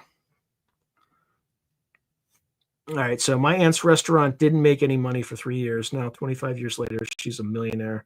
It makes 14K a week. Slow and steady. Yeah, yeah, because it's just steady, steady, steady, exponential. Like that's the way it's supposed to be. But who knows? Who knows when that's going to happen? So I do have plans for a bunch of things, which I teased at, but I didn't describe yet because I'm still getting through comments. Yeah, yeah, Miss Tammy, I didn't want to talk about any of that stuff. I'm just relaying what people are saying. People are saying. All right. All right. How the hell centaurs exist? How freaking weird is it that all this mythology is actually reality? I love your channel. ChatGPT told me 4K videos get more attention from YouTube algorithms. Yeah. So this is, I don't know if I said this was Solite US expat, but it is. Yeah, I got bright light on my face. So the pound symbol seems to be a common imputed value. Tap on it and you will see it. Hmm. Lots wearing shades. Does that even work?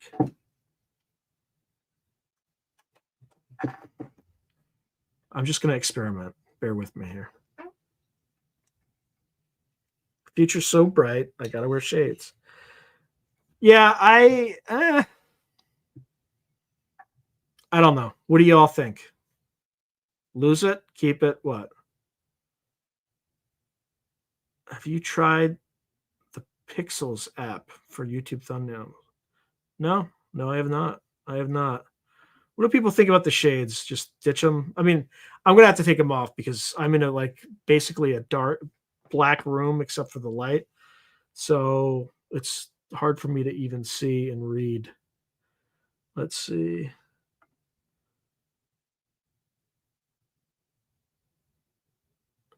Yep. Lose it. Oh yeah.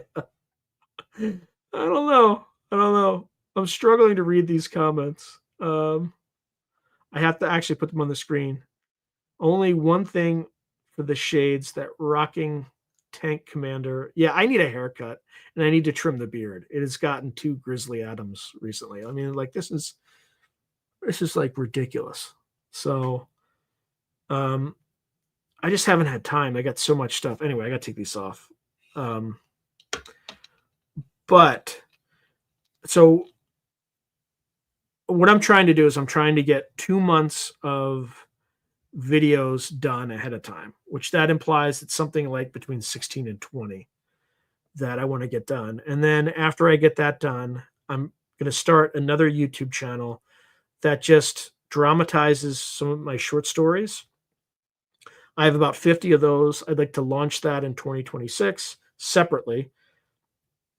I have like one video done basically for that, but I just want to get all of them done for basically a video a week. So around 52 videos, all uploaded and ready before 2026. And then just press the go button and then not worry about it for a year. See if it monetizes. If it doesn't monetize after 1 year, done. Let's see. Oh, the eyes that change color, apparently.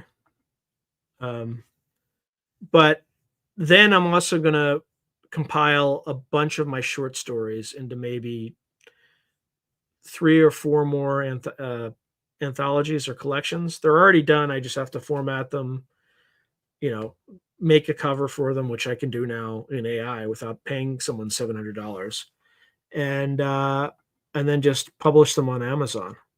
So, oh yeah, I can ask him. I can ask him that. Solite US Expat is saying, can we have Lynn Buchanan on your radio show so we can ask him questions? Yeah, I can do that. Let me have some space between today and the time I do that because I don't want to take advantage. Yeah, the drive is not the problem. The drive and like effort is not the problem. Hard work is not the problem.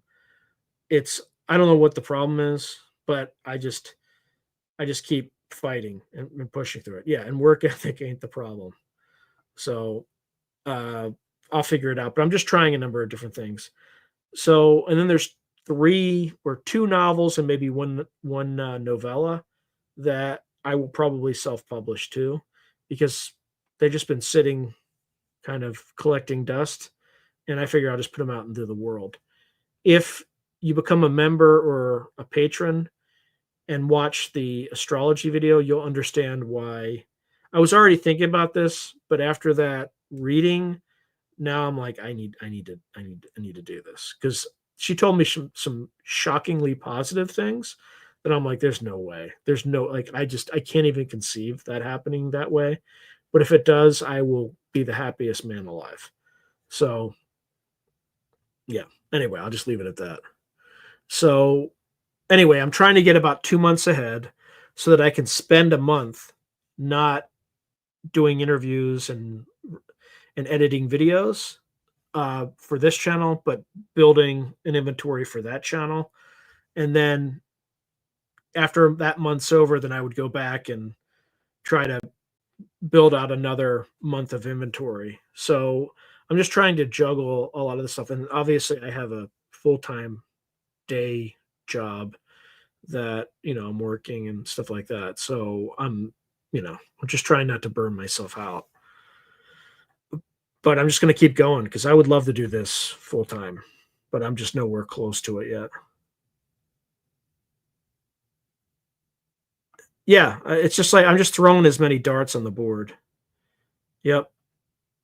Well, there's a whole thing about Saturn and all that stuff in that astrology reading about timing and all that good stuff. Yeah. All right. Anyway, I thank you everyone for generating the second half of comments for this show. I appreciate you very much. I'm glad you all decided to join. In the comments, let's see. So, Solite US Expat, could you give us a hint as to one of the new updates that Lynn saw between 2020 and 2040? I'm curious why the update. Did he do another session regarding this time frame? No, he didn't do any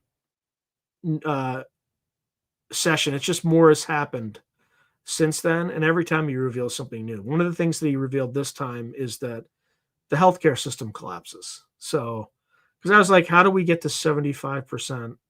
So that's one of the things. All right. One last thing. Again, obviously check to make sure you're still subscribed. And then in the comments, if you have anything you want me to focus on in the next meeting, otherwise I just randomly choose something and then just kind of run with it. But if you have something that you really want to see, not necessarily a guest, because that's a much more of a heavy lift, but if you have a topic that you want me to focus on that's meaty enough to last for so Solite US expat, lovely. For now I'm in South Korea. I wonder when the healthcare system collapses in the US between 2020 and 2040. So yeah, so we'll get into some more of that sort of stuff. What else?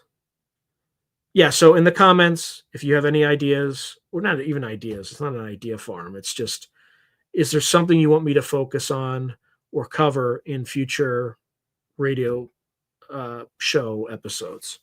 And, if it's meaty enough and interesting enough, I will definitely do it. So hit US Expat, right? Well, from now on, I get my start on Sundays on the right track. So glad of this new chime. Yeah, I'm liking it. I'm liking it because after this, I'm actually I can relax on Sunday. I'm not kind of boxed in. I'll have more time to just edit episodes and just get stuff done tomorrow. Or if I want to take the day off, which I never do, I have that option now too. So I love this new time. And I love this new time because there's a lot more people and there's a lot more exposure. So anyway, thank you everyone for joining. I very much look forward to seeing you next week, and have a great rest of your weekend. And no, not these comments, because I'd have to go back and watch it in the comments in YouTube. So time travel, more cryptids, ET, human encounters. But anyway, have a great rest of your weekend. God bless, Godspeed, and have a wonderful night. So talk soon.